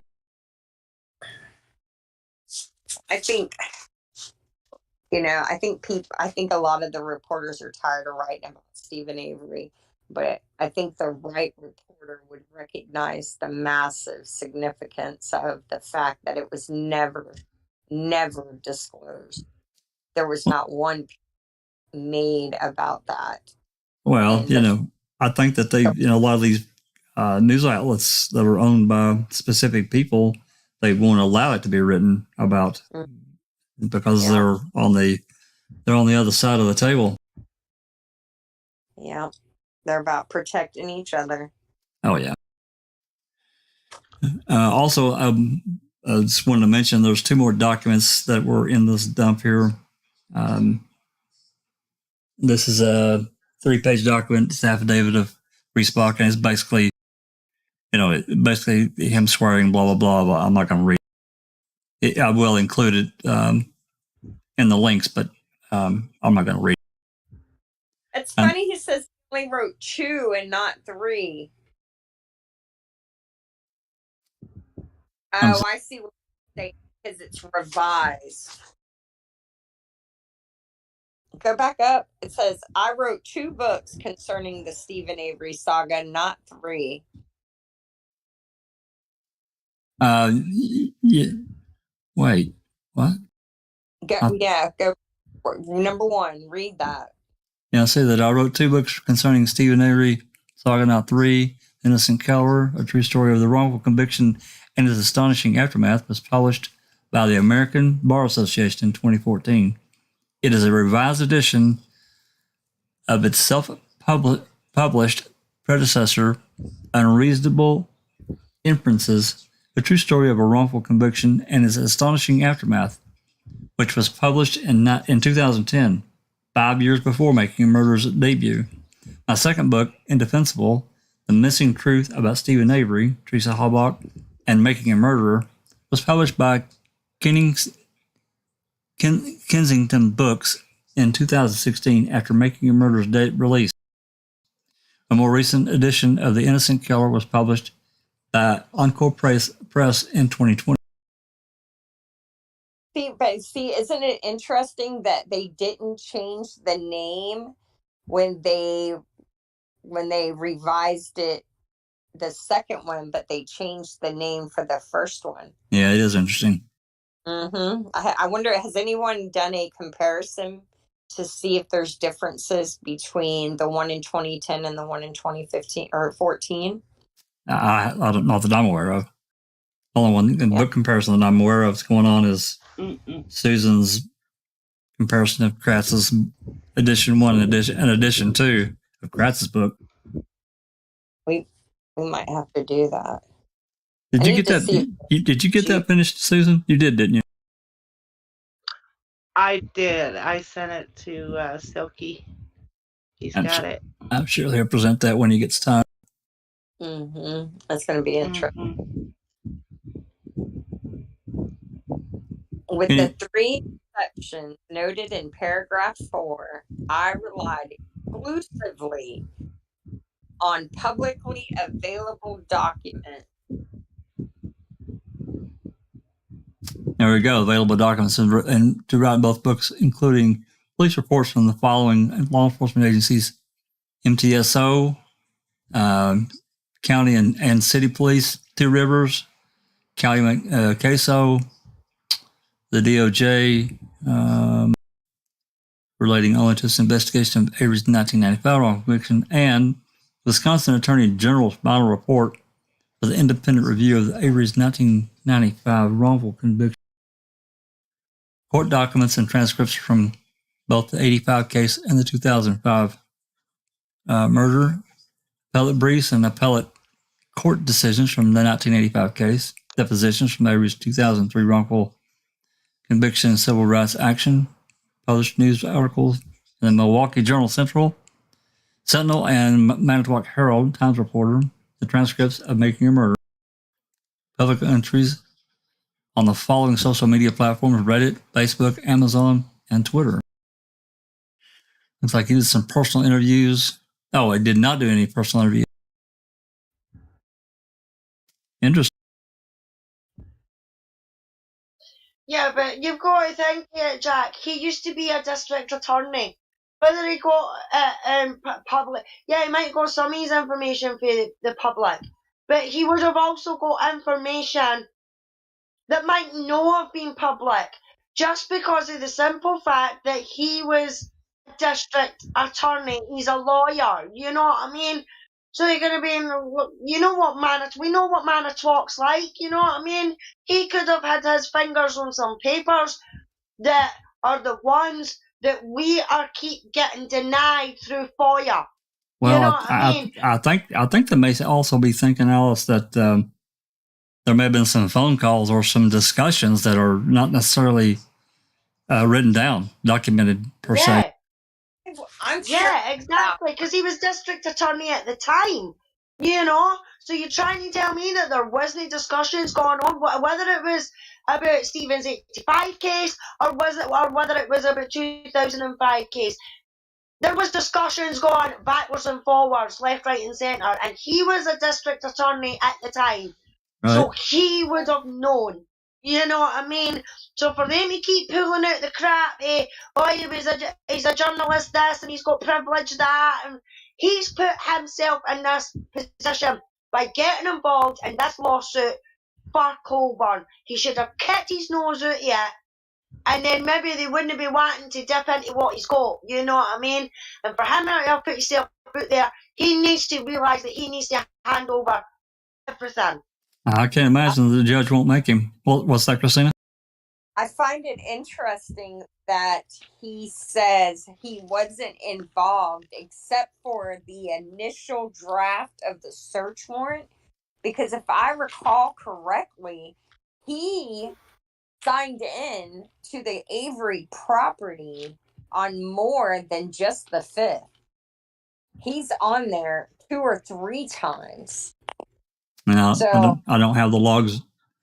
Yeah, I was going to look for him real quick, but I think he's there around for the death warrant signed, isn't he? Though? I think he's there on the 5th, the 7th, or the 5th, the 6th, and the 8th, and the 9th is what I'm thinking, but I don't know for sure. So if he's on there for those days, and he's claiming that he only participated in the drafting of the search warrant, then that right there is a lie. Because he was involved after the 5th, and he's not being honest about that. Yeah, I can't remember. I really can't remember him being, not really publicly. I don't really remember him doing anything beyond a few initial search warrants that I can recall. But if he's logged in, if he's signed into the property, he was there for some reason. Yeah. I feel like I feel like they had. I'll have to go back and look. That'll be an interesting article if it's true. I'll write a Reddit post about it or anything in a And this last affidavit is from this lawyer that signed, just John Mayer, attorney representing Michael Griesbach in relation to the subpoena dated February 9, the production of documents which was served upon him by Netflix in relation to the above captioned March 11, 2022. I met with counsel for Netflix via telephone conference regarding the subpoena pursuant to the federal. During the conference, I explained to Netflix that we are objecting to the request on the basis of a number of reasons, including but not limited to that all the requested material is already in their possession, that the material is all publicly available, that the request unnecessarily burdensome, that what they were seeking is not discoverable as it is not relevant, that Mr. Griesbach was entitled to protection under the reporter privilege. That's an interesting draw, and reporter privilege. But he wasn't really a reporter. I don't know. Some of the stuff that they do, it's just so self-serving. It's just crazy. I think that email that they attached in the last round of filings is going to show that he has more than a reporter's interest in this case. Well, yeah, I mean, what is really bothersome to me, and if he was just a regular Joe or even a regular reporter, and he collected this information, then okay. But he was an ADA at the time. He wasn't freaking reporter. I'm sorry. No, and he actively participated in the investigation. He did. And even if he tries to play, I wasn't involved past the initial search warrant, we all know that Manitowoc District Attorney's Office was involved with the Calumet County District Attorney's Office. Brendan Dassey's interview on March 2nd was at the behest of Manitowoc County. So they're trying to, I think there's enough rope to hang them. That's my opinion. I really think that the judge, my feeling is that she'll force the issue, it is a woman, right? I can't even remember now. Whatever. I think the judge is going to force them to turn over whatever he's got up to the point he became a lawyer. I don't know why they wouldn't, but okay. If there's no more questions about this aspect of Colburn and the lawsuit, hopefully we'll have more before too long. Like I said, I know the depositions are ongoing. I hope we can get those and play them and see how that rolls out. I think there's going to be some interesting information that comes out of that, or out of those depositions. I want to move on and talk about these photos we got. Have you had a chance to look at them, Christina? I know a lot of us have. I know you've had some other things going on. Have you had a chance to look at the photos? No, I have not. I didn't even know we had photos. We got photos. No, I'm here for the photos. Yeah. What, so did you get your records request? No. This is something different. And I explained this yesterday during reading with Uncle Ken, but this all transpired about, but it started about probably over a month ago now. I started talking to Pete Moss through email. He had a PowerPoint he wanted to show me, and it was concerning one of the burn barrels and some other things he was talking about in his PowerPoint, and began there. Well, then he sent me another email, and it had a photo. And this photo, let me see if I can get it on the screen here right quick. Where's it at? Maybe I can. Maybe I can't. Where's it at? No, it wouldn't be there. Oh, I know what I can do. I can upload it here.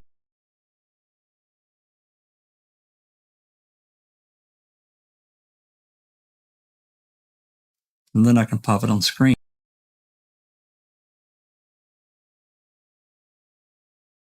Yeah, well, while you're doing that, Jack, Linda, checking conviction, says AC never lost his job.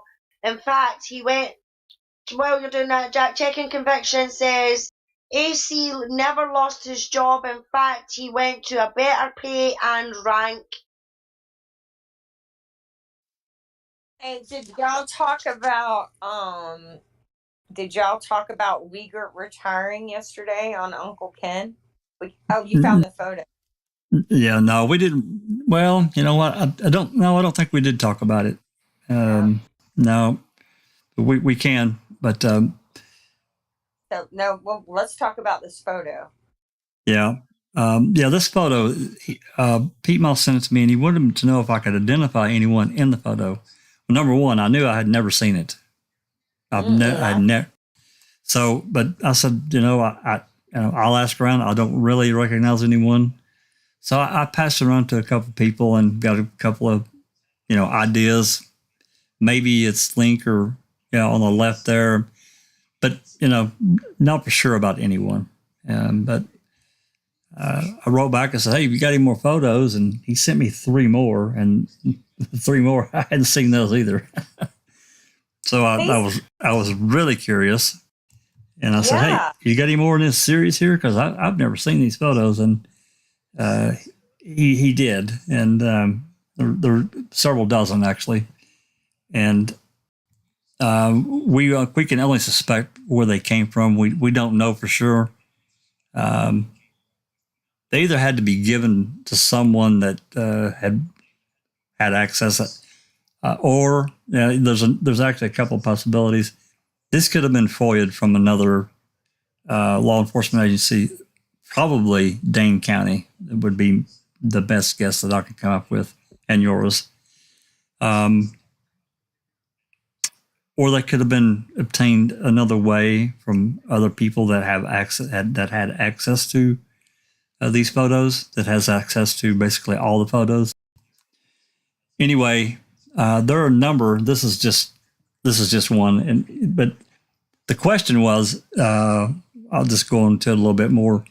There's another photo of a burn barrel that Pete Moss was really interested in, and this burn barrel in Making a Murder, it shows it burn. It shows smoke coming out of it, and it really shouldn't. And it's suspected that it was staged. We don't know that for sure because they were collecting barrels at the time. They weren't, so they shouldn't have been on fire. Shouldn't have been any. Let's hold on. Let's date this photo. So this photo, obviously, because they're saying this is Stephen Avery's burn barrel. There's the rim they're claiming was sitting on top of the cell phone fragments, right, or the electronics fragments. Correct. That discovery was on the 7th, I recall correctly. Roughly when? Around 2 p.m. Does all that sound right? I'll take your word for it. I don't remember for sure, but that sounds about right. Okay, so this would have been this should be after, in the afternoon on November 7th. So that would be Wednesday. And I don't know who any of these people are. That's a police jacket. So whoever that is works for one of the police departments. I guess we could try and rule it out like that. I wonder if that isn't the guy in the green. I wonder if that isn't, what's his face, Sturdivant. Yeah, I thought it looked a bit like Earl. What? Maybe it could be. The green. I think the green uniforms were DCI, not DCI, but lab. Okay. I think. Right. I'm not positive though. I don't know. Now, are we publicly sharing these? Oh yeah. Okay, and where do I find them? I'm going to fix it to show you. Okay. So I wonder if that isn't who is that guy? I I don't feel know. like he looks. I think it's Ertl behind Link. It's Link on the left. That's a Manitowoc. That's Jim Link on the left. If we're looking at a TV, Yeah. In the sheriff's coat. yeah, in the sheriff. I think maybe that's Ertl. No, that doesn't really look like Ertl's haircut. And he's got on jeans. I wonder if that's Bushman or if that's not another Manitowoc guy. Well, I don't know why Bushman would be here because think about what November 7th was. Yeah, and you know what? His jacket's blue, not black. So anyway, There's no way of knowing. You from can't all see his face. from all this, it came these other photos, and there's, like I said, there's dozens of them, and I'm fixing to show you. So what happened? Ultimately, Yoris found this website where these photos were hosted, and he grabbed them, and he put them in an Airtable along with the documents and so forth and so. So here we go. So like 60, and the interesting thing about these photos, they were in a thing called a Prezi, and which is it's kind of similar to a PowerPoint, but it's a little bit different. But nonetheless, there are a lot of these photos.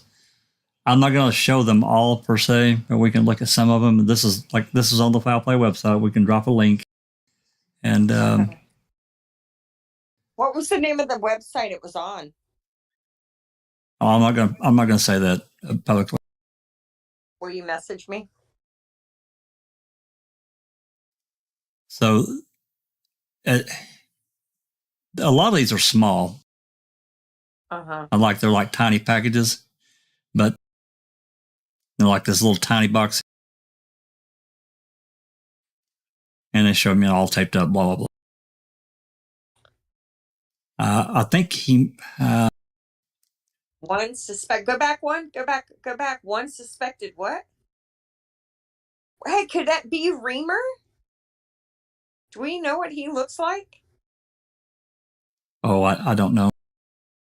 Right there. One suspected what? The bad thing about these photos, they're not hot. They're not HQ. They're low quality. They're not great quality. So, when you zoom in on them, they kind of pixelate out. I think there's a suspected bone fragment.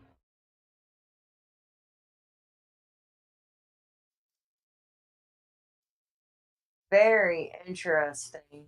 Yep, and yeah, I've got it on my TV, and that's exactly what it looks like as his suspected bone fragments. Okay, thank you. And yours, when he made this, this Airtable, which is the interesting thing about the Airtable, you can put associated documents with your photos, which is really cool for anyone that's researching.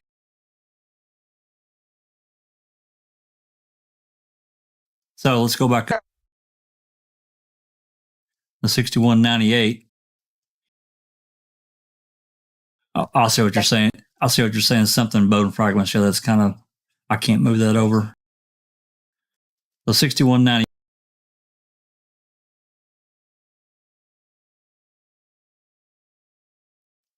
Says hair fiber. And then you got more paperwork there. It does not look like hair fibers. No. Not really, but maybe if they're burnt into like a wad of hair that's been burnt into a clot. I can't tell from the photo. Like I said, these photos, a lot of these photos, or all of them, are low quality. They're none of them that are high quality. That I would. Pieces of hair, but that's dog hair, or that could or dog poop material. Yeah, it could just be like from the ice shanty seat. It could be the material from that, because they did burn that.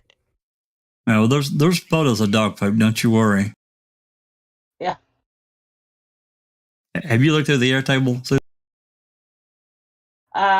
Yeah, I don't think I've looked at all of them, but yeah, I've been there. And this one here's T. TTM's saying you have to right click and open them to see them bigger.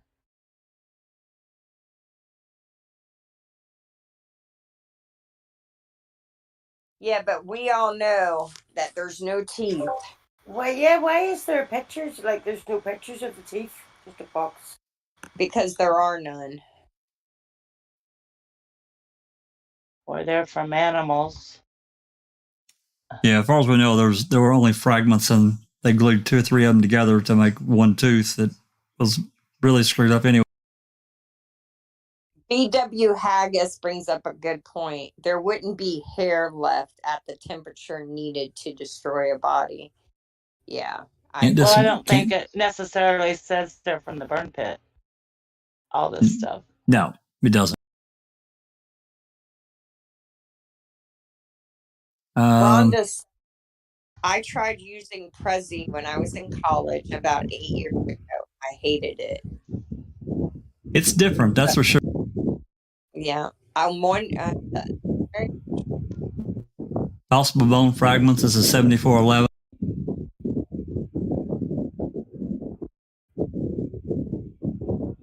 And 7400 numbers came from the court, didn't they? I don't remember. Oh yeah, because it's got GPS coordinates. Let's see. Here's another. Buy some bones there. Somebody's in the wind. Yeah. Oh, I'm sorry. That's my fan. Oh. Sorry about that. That's okay. 7415 non-human bone. Click on that one. Let me see what that looks like. I'm sorry. Yes. No, I just wanted to look at them. So they don't look, to me, they look no different than the bones they're claiming to be human, right? Same. Mm-hmm. Except they're bigger. Some of them. Anyway, I don't know. I don't know these well enough to get to the really, really good. There's some really interesting ones in this. And you can see all these fragments. 74. It just says bone fragments. It doesn't say human. Mm-mm. Oh wow! Click on 7430. And where did?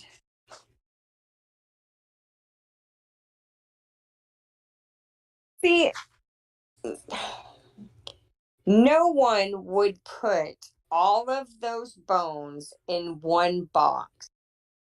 That is not how you collect evidence. Everything gets separated. You see all the dust and particles? They got it laying on a paper towel. That's funny.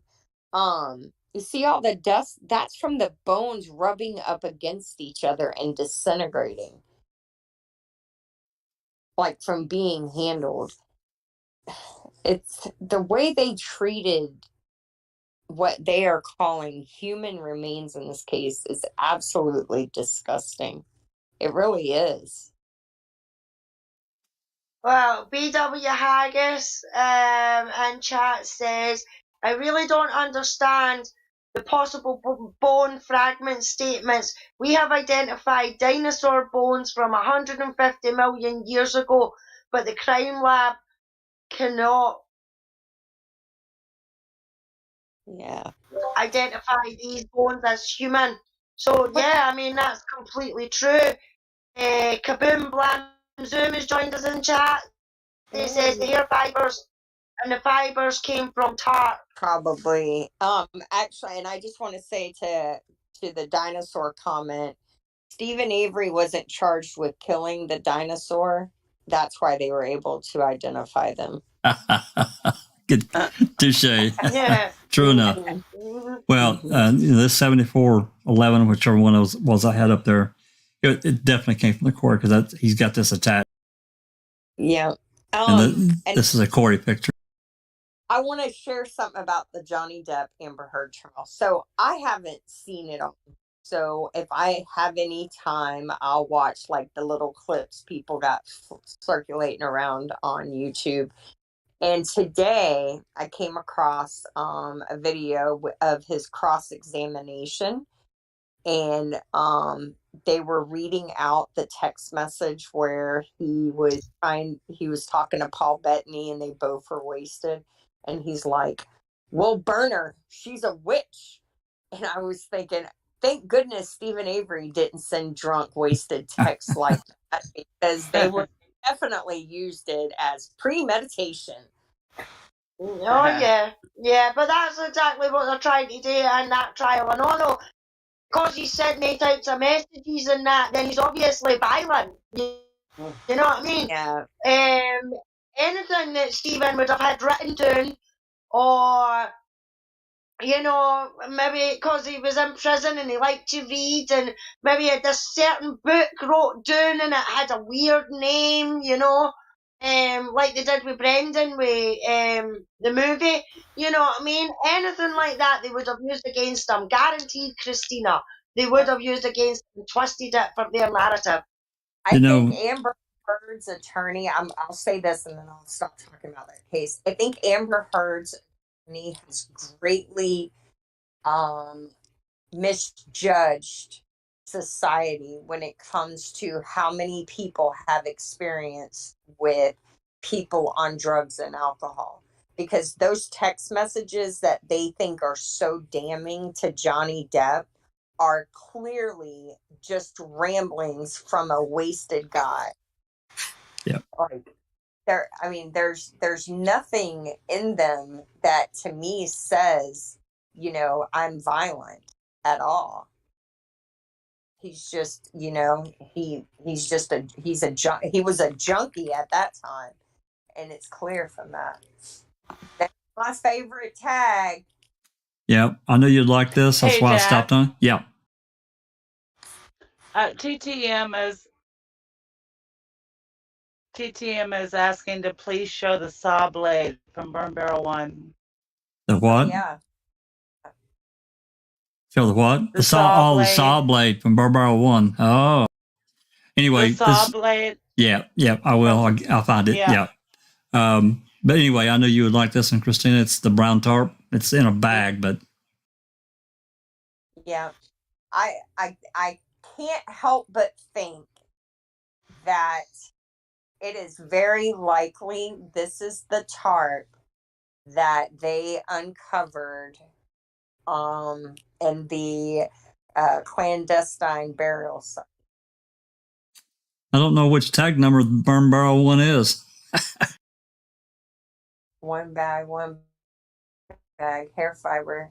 Did she catch the tag number? I think it's some of the first ones, wasn't it? Contents of Burn Barrel, number 1 Burn Barrel, right here. Yeah. Got I think it's. Oh. Here we go. Unreal. Doris has done such a fabulous job. Now that's all that talk about saw blades, and nobody mentions that one, huh? Nope. Pair of whitey tighties been burned up. That's funny. Yeah, I mean, it does look like it's rusted, but you know, a blade like that, if it's been used, especially if the coating's off of it, you put a blade like that outside, it's going to rust overnight. Yeah, and it's burned. Yeah. You know what I find interesting? I find the zipper pull interesting as well, and the buttons, the clothing. Yep. None of that was brought up.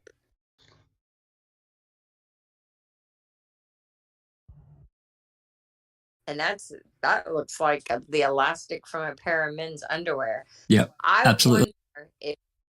I wonder if they didn't accidentally plant the fragments in the 4 barrels, or let me rephrase that. If they didn't tag the fragments to the 4 barrels before they realized they weren't Stephen's barrels.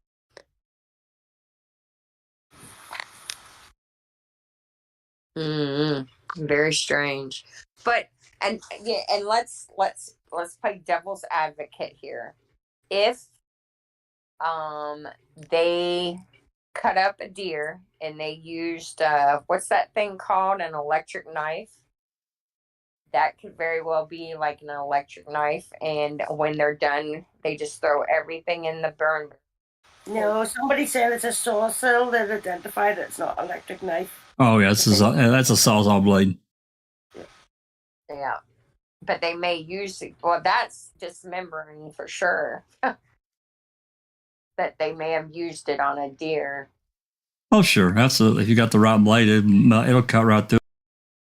Mm-hmm. But yeah. Anyway, there's lots of interesting. Yeah. Good find, Pete Moss. Good find. Absolutely, it's fantastic. I told everybody yesterday to send him a couple of beers because he gave us a nice present. That I mean, again, I don't know how these came about. It could have been a FOIA.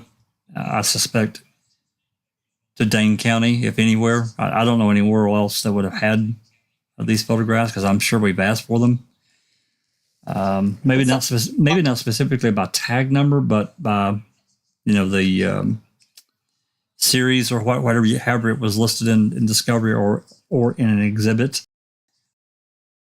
Or maybe a law student clerking for one of the firms did a presentation. Well, no. There's more to this story that I'm not saying publicly. Okay, all right. But I will. I'll do it now. It's not a big deal because it's on the internet. It's public now. It's not like it's hidden. This person that did this Prezi presentation with all these photographs, his name is Evan Christmason. I'm saying it wrong. I've got his name. Nonetheless, he's the one that put this. I think it's Chrisman. Chrisman. Okay, I guess that's right. He's the one that put all this together, and he had his contact information up for a while apparently, but Pete Moss said that he took it down. But the Prezi's still up, which is great. He's connected to convicting. I knew it. I knew it. This is their rebuttal. This is their evidence that making a murderer left out. It's not really presented that way. It's just got the information. It's just got the Prezi's just got these photographs presented and by evidence tag number. It's not like a blog that's got anything else written. No. But this is what. So I should clarify. What I mean by that is this is evidence that these are items that we've never seen before. So it wasn't in Making a Murderer. So they're going to try and use this evidence to paint a picture of Stephen being guilty. So either they got it through a FOIA or it was leaked. Well, we know that there are those involved that have access to basically everything. So, not necessarily leaked, but they already had access, and we can't get access, or we've been denied. So, yeah, those involved no longer work for the agencies involved. So either they took it home with them and kept them for safekeeping and they weren't admitted into evidence, or someone's still working for the sheriff's department unless there's a FOIA.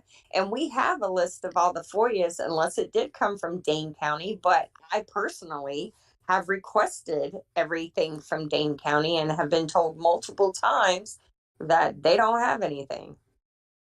I've tried Dane. I've tried Outagamie. I've tried every county that had an officer that signed on that crime scene law. So why are they giving it to this crew and not me? Well, again, that was just a guess. Yeah, I know, and it's a good guess. It's a good guess, but I'm just making an argument for them being nicer to those supporting their stance. That's all.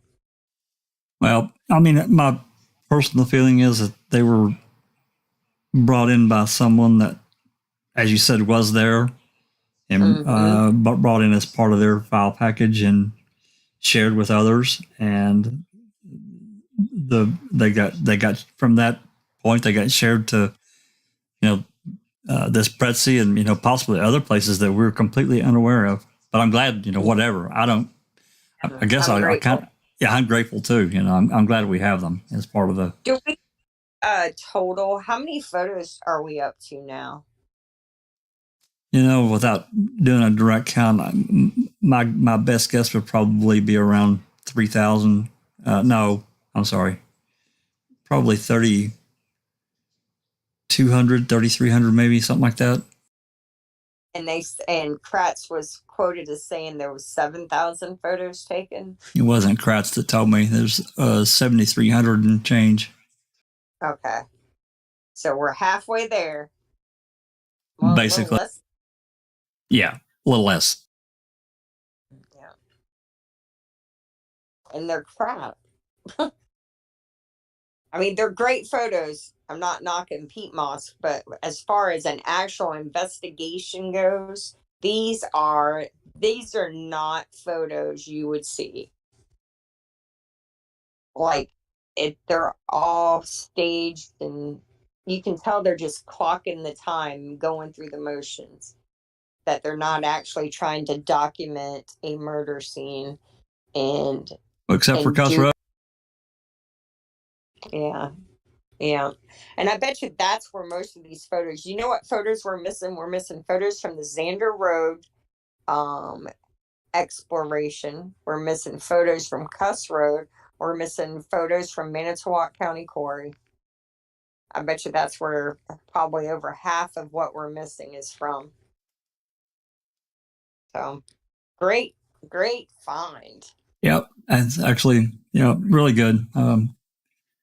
Really appreciate Pete Moss sharing that with us. And you just never know where, one thing leads to another, leads to another, leads to another. I put a link in the comments for anybody who wants to go explore and, play around with them. Oh, thank you. So, thank you. Absolutely. So, let's do who else? All right. What's that? I was just going to say, out of the 5 of us, let's do a poll real quick. How many people think that Griesbach's petition will be successful? Well, I think Netflix's petition, I think they're going to get it. I think he's going to be unsuccessful, and I think the judge is going to force the issue. Yeah.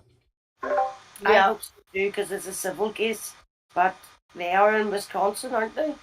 Mm-hmm. And a lot of people have aligned, a lot of odd people have aligned in this case. Who've worked with these judges before, no doubt. That's the only thing I worry about, is that it's Wisconsin courts. Yeah. Well, it's federal court though. This is a federal. It's a federal lawsuit, right? Yeah, but it was filed in Wisconsin, so the chances are the judge hearing it went to Wisconsin. You know what is there any I want to do I want to take a walk down the let's see who went to school with who road. Is there a way to see what attorneys graduated what year, like from Wisconsin law schools? Do y'all know? Has anyone ever looked into that? Probably should ask Buting. He could probably tell you. Okay, that's a good idea. Kaboom says Good not idea. me. Kaboom said not me. Yeah, I see that. Yeah. And Faradax Amarak says Colburn has no chance. BW Haggis says Netflix will probably be charged with murder. Probably right, BW. I hope they don't.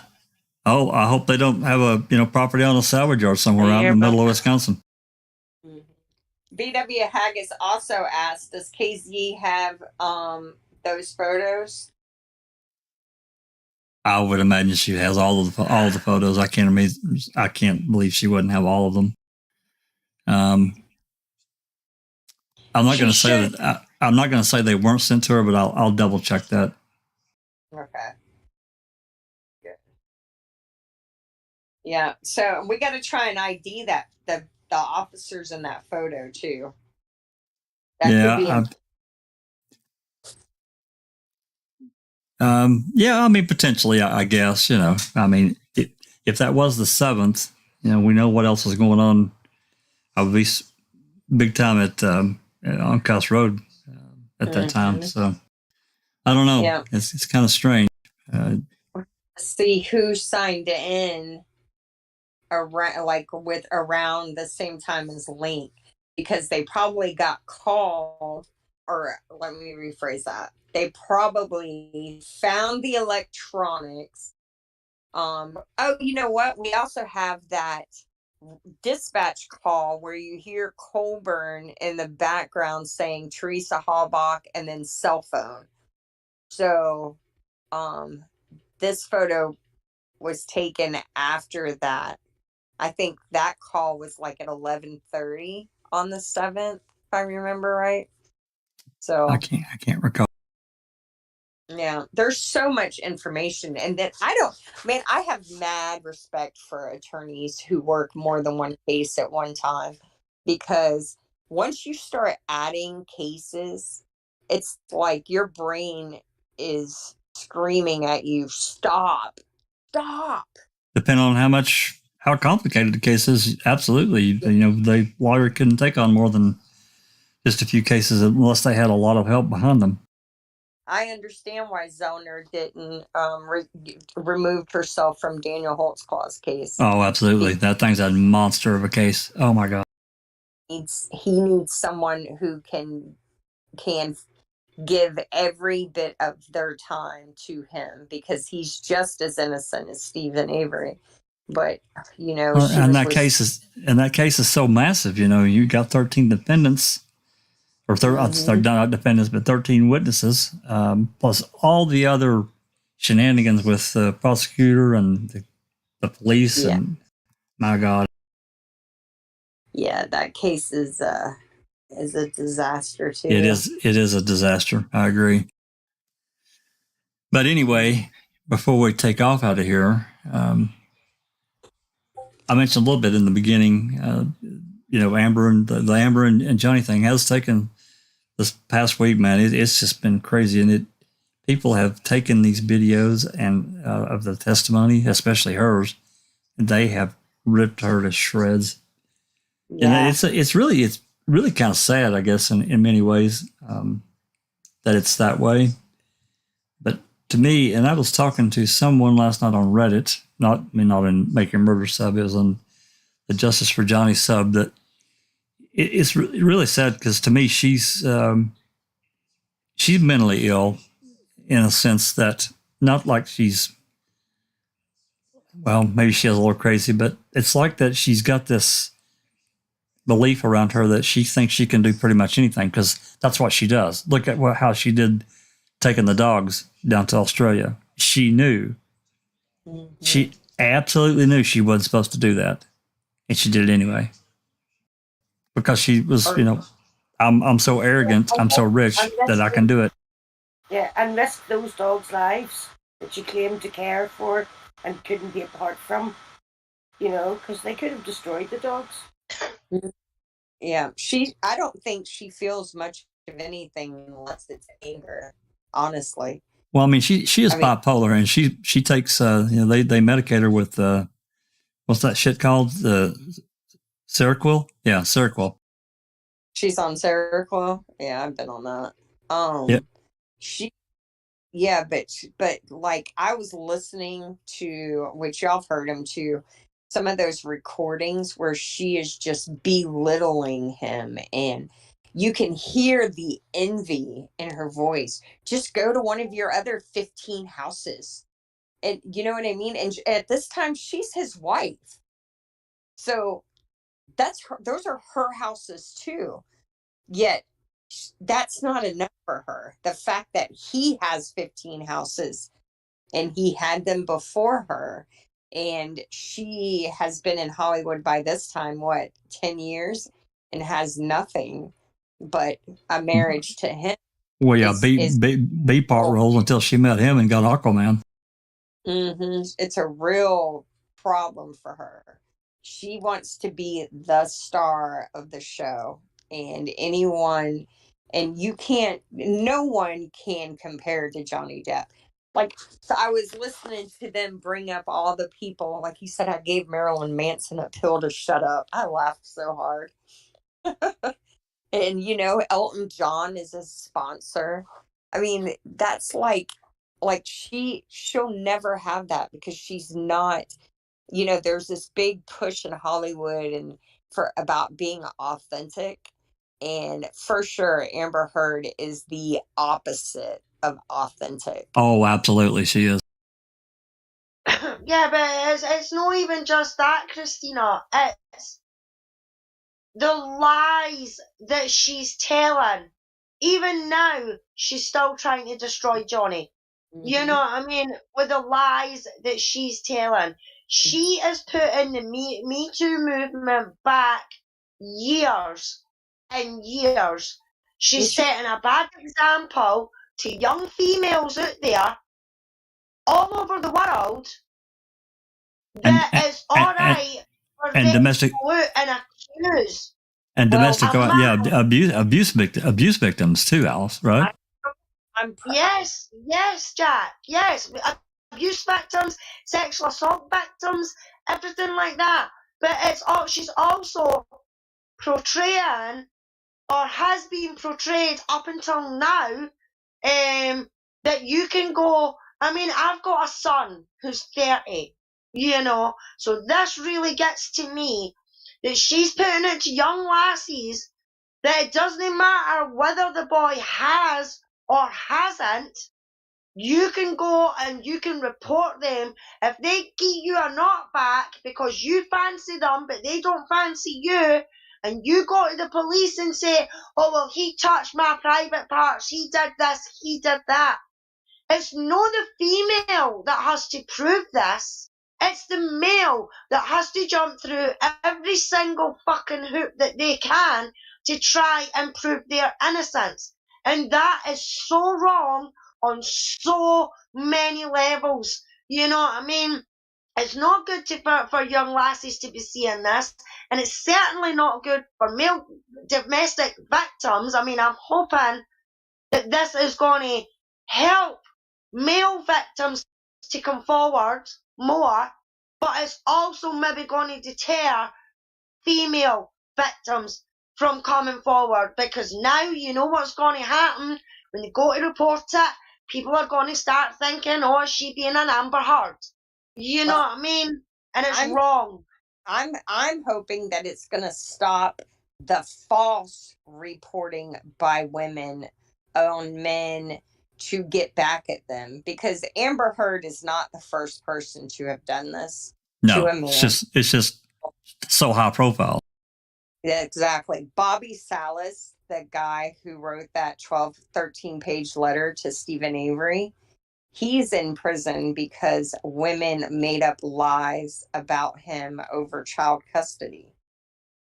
He is innocent and in prison because they said that he sexually assaulted them and abused them and this, that, and the other. And he didn't do it. It was a he said, she said case, not a bit of physical evidence. And that was another. I don't know if you guys have seen it. I actually saw it this afternoon. That umbrella guy, I really like this guy. He's done so much, and he's just a hoot. He calls her the Aquaman starlet. Yeah, because he's not allowed to say her name, Jack. Right. They That certain Aquaman starlet. that's correct. Yeah, because they've come after him. They've tried to get his channel shut down multiple times, but he had the police at his door. He was on live the other night there, Jack. He got swatted. He had a chat at the door for the police. Yeah. Her cronies phoned the police and made false reports. I'm sure on one of his videos as well, he even said that they got social services involved, and just as well, he's got a rapport with his police officers in his county that he's told them what he does, what his job is, and everything like that. Also gave them his mother's information in that as well, and says to them, if somebody's phoning in, then it's because of this, but it's ridiculous that he even has to do that. I know, completely. But he was showing a photograph that, a lot of people may or may not understand. All the electronic devices were supposed to be turned in by a certain date, and Amber failed that. Anyway, they came in after the discovery date had ended with this photograph. Did you see this particular one? Did you guys see this one this afternoon? It's a newer one that I think you did earlier today. Anyway, this photograph is one where she's alleging that Johnny whacked her in the mouth. I mean, she got a big red lip, and there's a note beside her that says I'll be back later or something, whatever. The note basically saying he was going to come back later and finish beating the crap out of her. Anyway, allegedly this happened in 2013. This particular photo, though, did have the metadata attached to it. The photo was taken in 2012. Wow. Yeah, before she was with Johnny. Well, I mean, they were dating, but it was not. No, it was. Yeah, so yeah. But anyway, and there's other photos out there as well, Jack, here with the exact same mark on the exact same side, and like 2010 and things like that. I don't know if it was on Twitter I seen it, or if it was actually that umbrella guy that actually done it. But there is umpteen pictures out there of her with that same mark on the same side of the face. It's a cold sore, a split lip, or something. Yeah, it looks like a cold sore to me. Well, it could be. But they've showed, I don't know if I saw it on his channel or somebody else. I think it was somebody else's showing like one photo after another, showing her picking her lip, and she bites her lip in that same spot, like a nervous tick. So she's damaged herself on that and that lip. I'm not saying that's what happened in this particular photo, but they did show that, and they weren't doctored or anything. So, yeah, she's come after, her people have come after the umbrella guy. He was talking on the video I saw yesterday or day before numerous times, trying to get his channel shut down. They're reporting everything, and not just his channel, other channels too, trying to get the truth away down. Uh-huh. I know one thing. Her lawyers better get her out of that chair as quickly as possible, because the longer she's in it, the more damage she does to her own case. That's my opinion. Yeah, did they finish the direct on her Friday? No, it's not finished yet.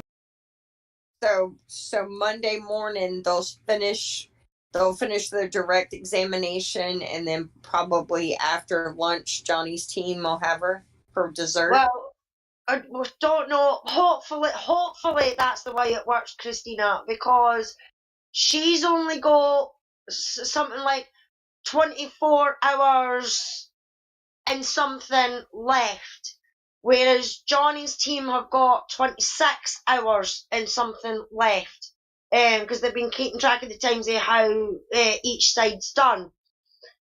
I'm hoping, because of her fuck up on Thursday with the Kate Moss statement, I'm hoping that her team finishes their direct Monday morning before lunch, and then after lunch, that's when the cross happens, And I hope Johnny's team keep her on the stand for the rest of the week and maybe part of the next game week, because it's on and it starts back tomorrow, 2 p.m.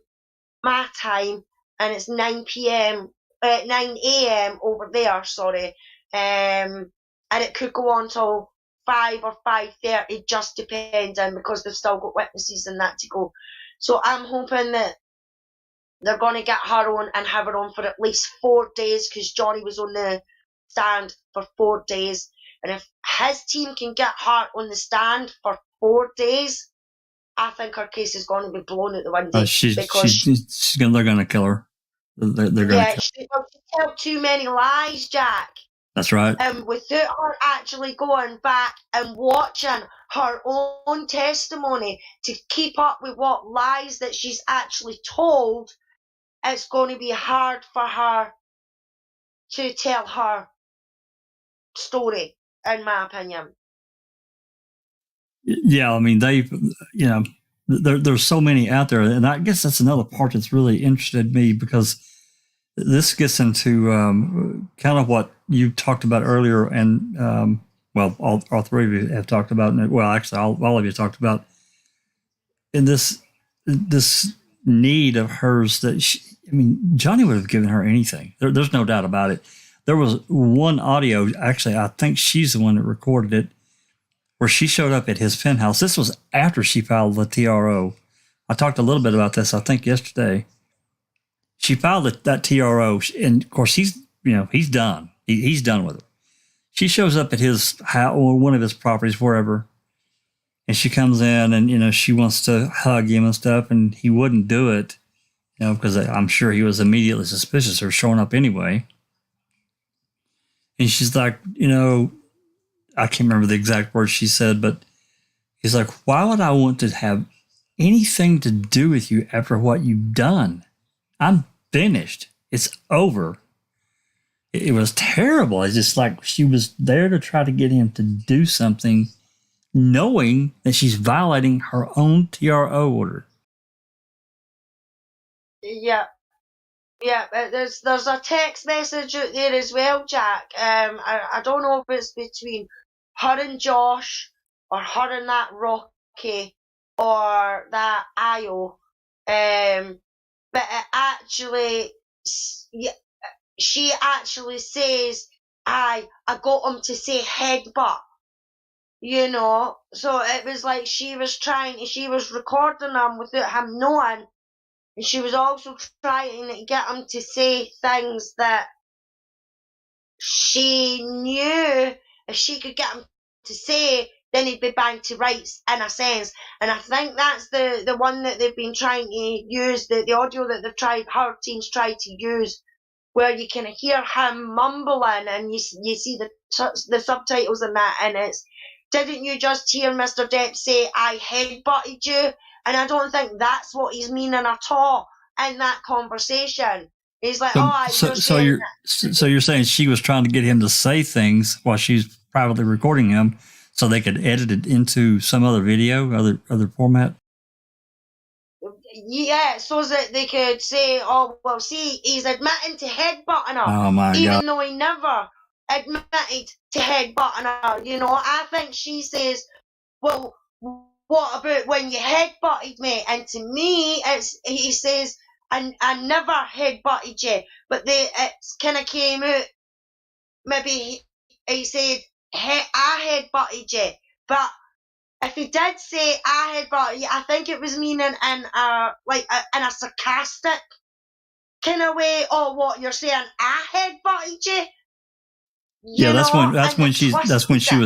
She's claiming he headbutted her and broke her nose. He said in that scuffle, that's where she ran up and jumped on his back and was hitting him and so forth. And he grabbed her arms, and he said, it's possible in that whole entanglement, their heads could have butted, but he did not headbutt her in the nose. He said that on the stand. Yeah, he said, because he even described how he got her, and to me, she was facing away from him, so he's grabbed her, from behind, to stop her arms and that for flailing, and then because she's been flapping about, their heads are banged. You know what I mean? That's Right. it. I mean, my son's done it to me when he was younger. You know what I mean? Trying Sure. to calm him down or whatever because he's taking a tantrum, and I've just grabbed him and gave him a hug and that to stop him from, you know, and he's headbutted me a beauty. You know, they think happen if somebody's flailing about, but they've tried to twist it and make it something like that it wasn't, you know. But they've done that a lot with everything that Johnny says with his messages and everything like that. BW I Haggis just says, hope they're going to rip her a new one. oh, I do too. BW Haggis says, didn't she steal a rape survivor story? Yes, she did. There you go. She did. It was her PA. Her PA, I don't know if it was Kate James. I think it's Kate James. Her PA confided in her, told her a story. I don't know how they came about talking about it, but she told her the story, and she's came out and used it as her story. Like so many others she's done. She's done that to other people too about other events in their lives, and she's taken their story and stolen it, plagiarized it. Rihanna was one of them, Jack. The bit where she's on the stand and she's like, there was nothing. I couldn't see him. It wasn't Johnny. It was just black. That she took that for Rihanna. Oh my God. After Rihanna got battered by that Chris Brown in a car. Because there's a picture out there. I put it on Twitter and things like that, and it shows you Rihanna and her, after 3 punches, her right side of her face is all swollen. She's got 2 big black eyes. One of them's half shut. One of them's all bruised underneath it. She's got bruises on the left side of her face as well. She had to cancel concerts and everything like that because of the state her face was in. And when she done an interview after, I think it was after he was charged and everything like that, but she done an interview, and that was one of the things that she said, that when she looked at Chris Brown, there was nothing. His eyes were black, and it was like there was nothing there. And she even done the kind of hand motion that Rihanna done as well. It's unbelievable the amount of things that she's used to try and claim as her own. Nope. It's going to be interesting what happens this coming week. I think it's really sad in a lot of ways that she literally she could have done anything. He would have given her anything. He's 20 years older. Chances are he would have died many years before she did. She could have lived like a princess the rest of her life. But that was another phone. That was another one that recording. I think it was actually that night at the penthouse I was just talking about. He said, I gave you everything, and you still weren't happy. Yeah. He let her fucking sister, her best pal's boyfriend, live in a bloody penthouse. Rent-free. Rent-free. Over a year. They drank his wine, what was it, £160,000 debt he had. And that was just a wine bill. Yeah. I mean, that's a lot of money, to Johnny, that's, not really a lot of money, and he's very generous. Everybody says so. Yeah. Yeah. The Amber Heard's team, I don't know if it was for the UK trial, I think it was for the UK trial, hired a private investigator to investigate Johnny. And the guy went back 30 years.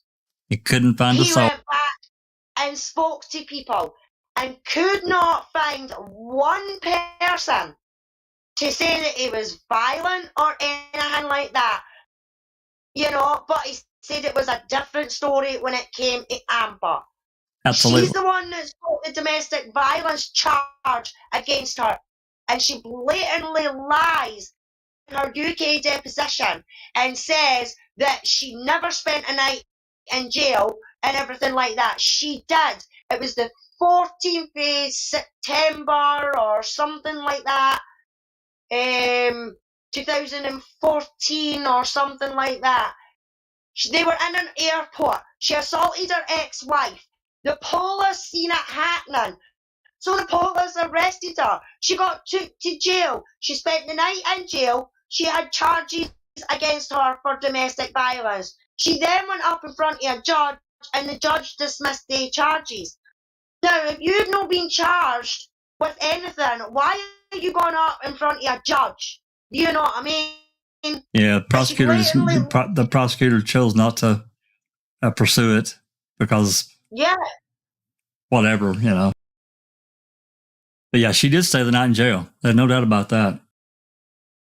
I wish I'd have paid more attention to the UK trial. I just didn't. I mean, all those documents are available. They're out there.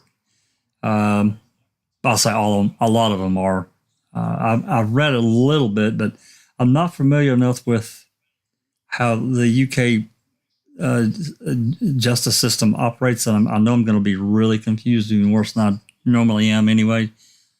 No comments from the peanut gallery, please. So I really haven't pursued reading those. I just know what you guys and what others I've heard about talk about that trial. It was just a farce. The UK trial was a shit show, Jack. It really was a shit show. Yeah.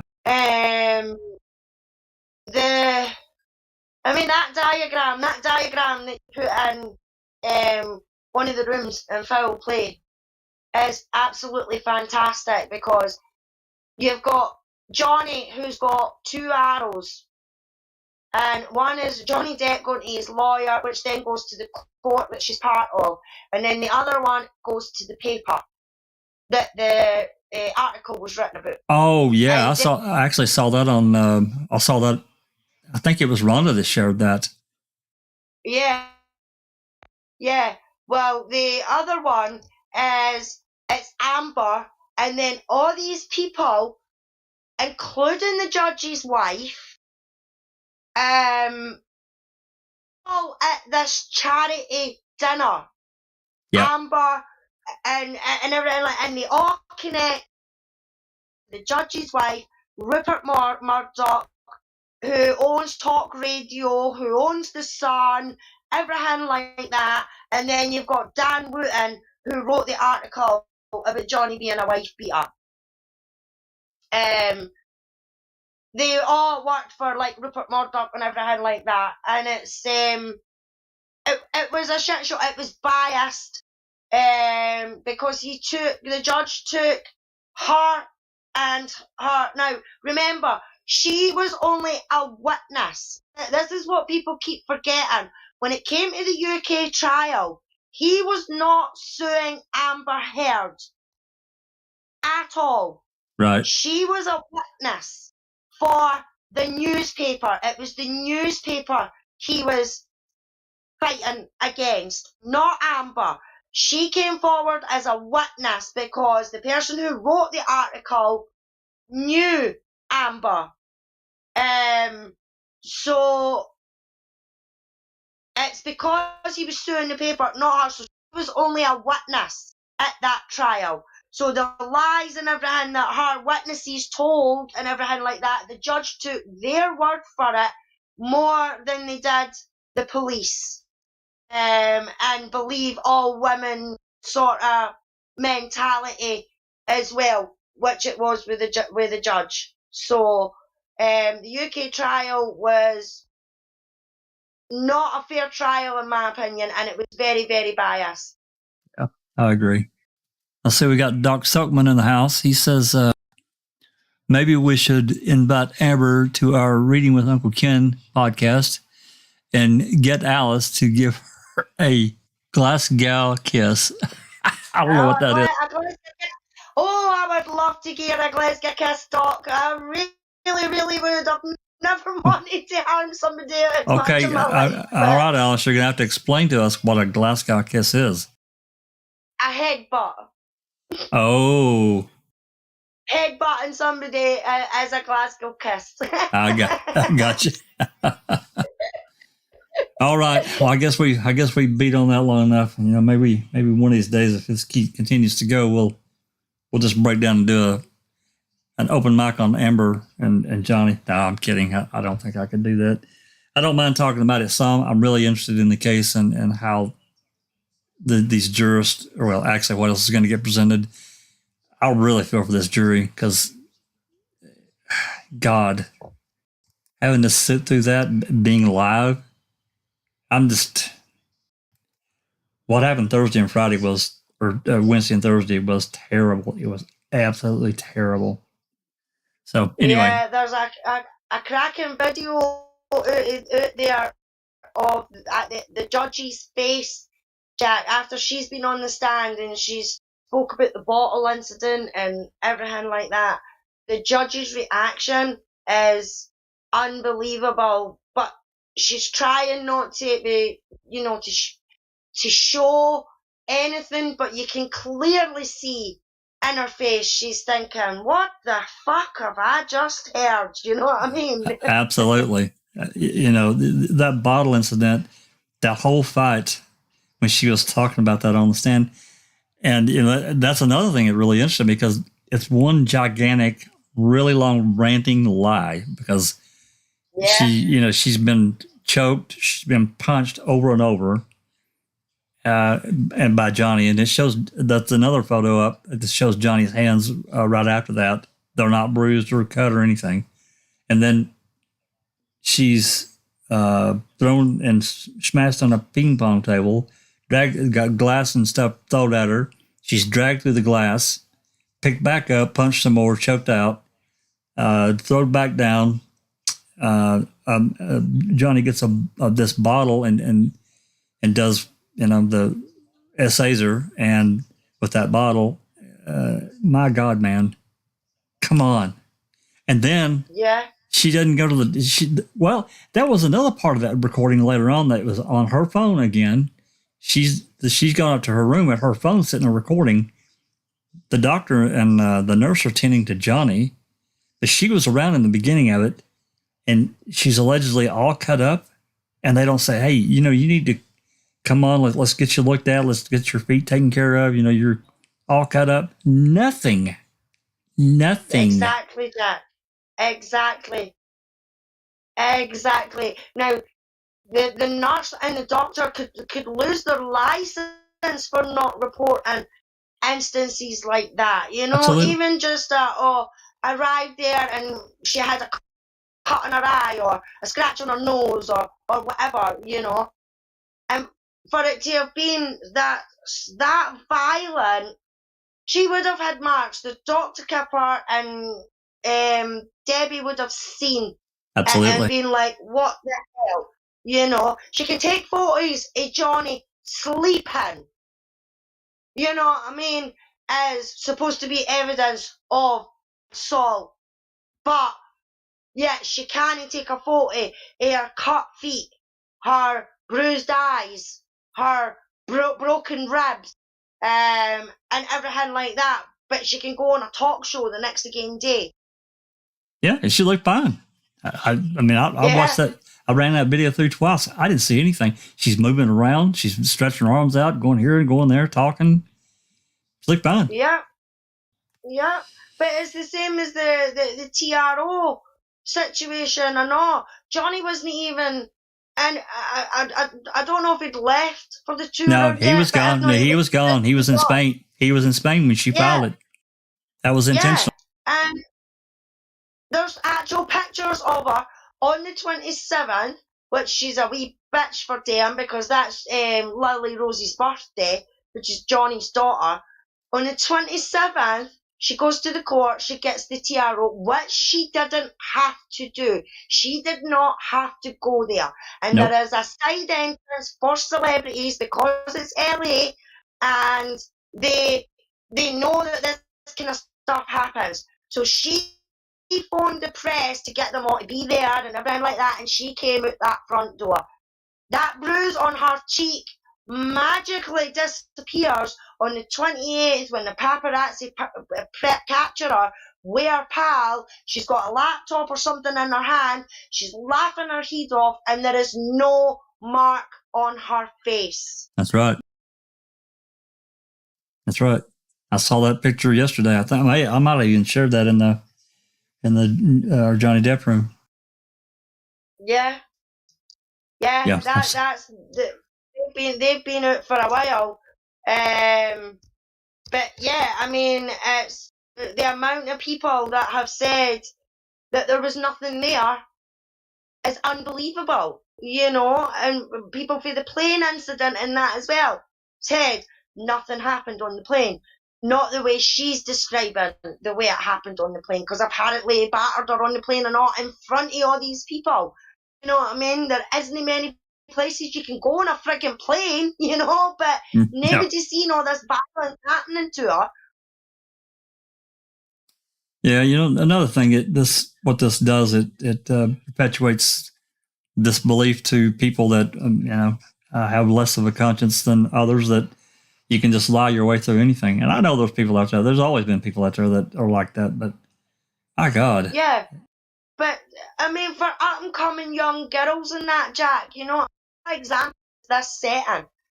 That you can go to the police and you can report anything about a man, and the man is going to be found guilty without even being in trial, because that's exactly what happened to Johnny Depp. You know what I mean? It was her word and her word alone. And she done that op-ed, and then 2 days later he's being sacked by Disney. Yep. You know what I mean? Just like that, just on her word. And all she said is that she was a victim of sexual violence 2 years before. She didn't need to mention Johnny's name, because everybody knew 2 years before she was married to bloody Johnny Depp. She didn't have to put his name in that article in capital letters or fluorescent or whatever. Just saying the fact that I was in a domestic violence relationship 2 years ago. Well, she's like, I'm no good at maths. No, she fucking isn't. Because if she thought for a minute that nobody would realise that it was Johnny Depp, with her writing that op-ed in 2018, and her divorce and that was in 2016, well, I'm sorry, Amber. So that's 2016, 2017, 2018. That's 2 years before you were with Johnny Depp. Yeah, you know what I mean? Not to throw off on her counting abilities, but that may be a bridge too far. I don't know. Yeah. All right, let's wrap this up. We've been here we're pushing 3 hours, so it's been a good talk though. Any more new Colburn information, and we'll get it out, in a timely manner. Hopefully, it won't be too long. We don't know anything more than what everybody else knows about KZ filing her next thing. I'd like to see something, sure. But I got to say, I want it to be a grand slam. I want it to be. It's got to be. Yeah, I agree. It needs to be. This time, Jack. It really does need to be a sort of slam dunk kind of motion, you know what I mean? Because after this one, where else can she go? She says she doesn't want to take it to federal. Not unless she has to. So where else can she go? Yep, she has to.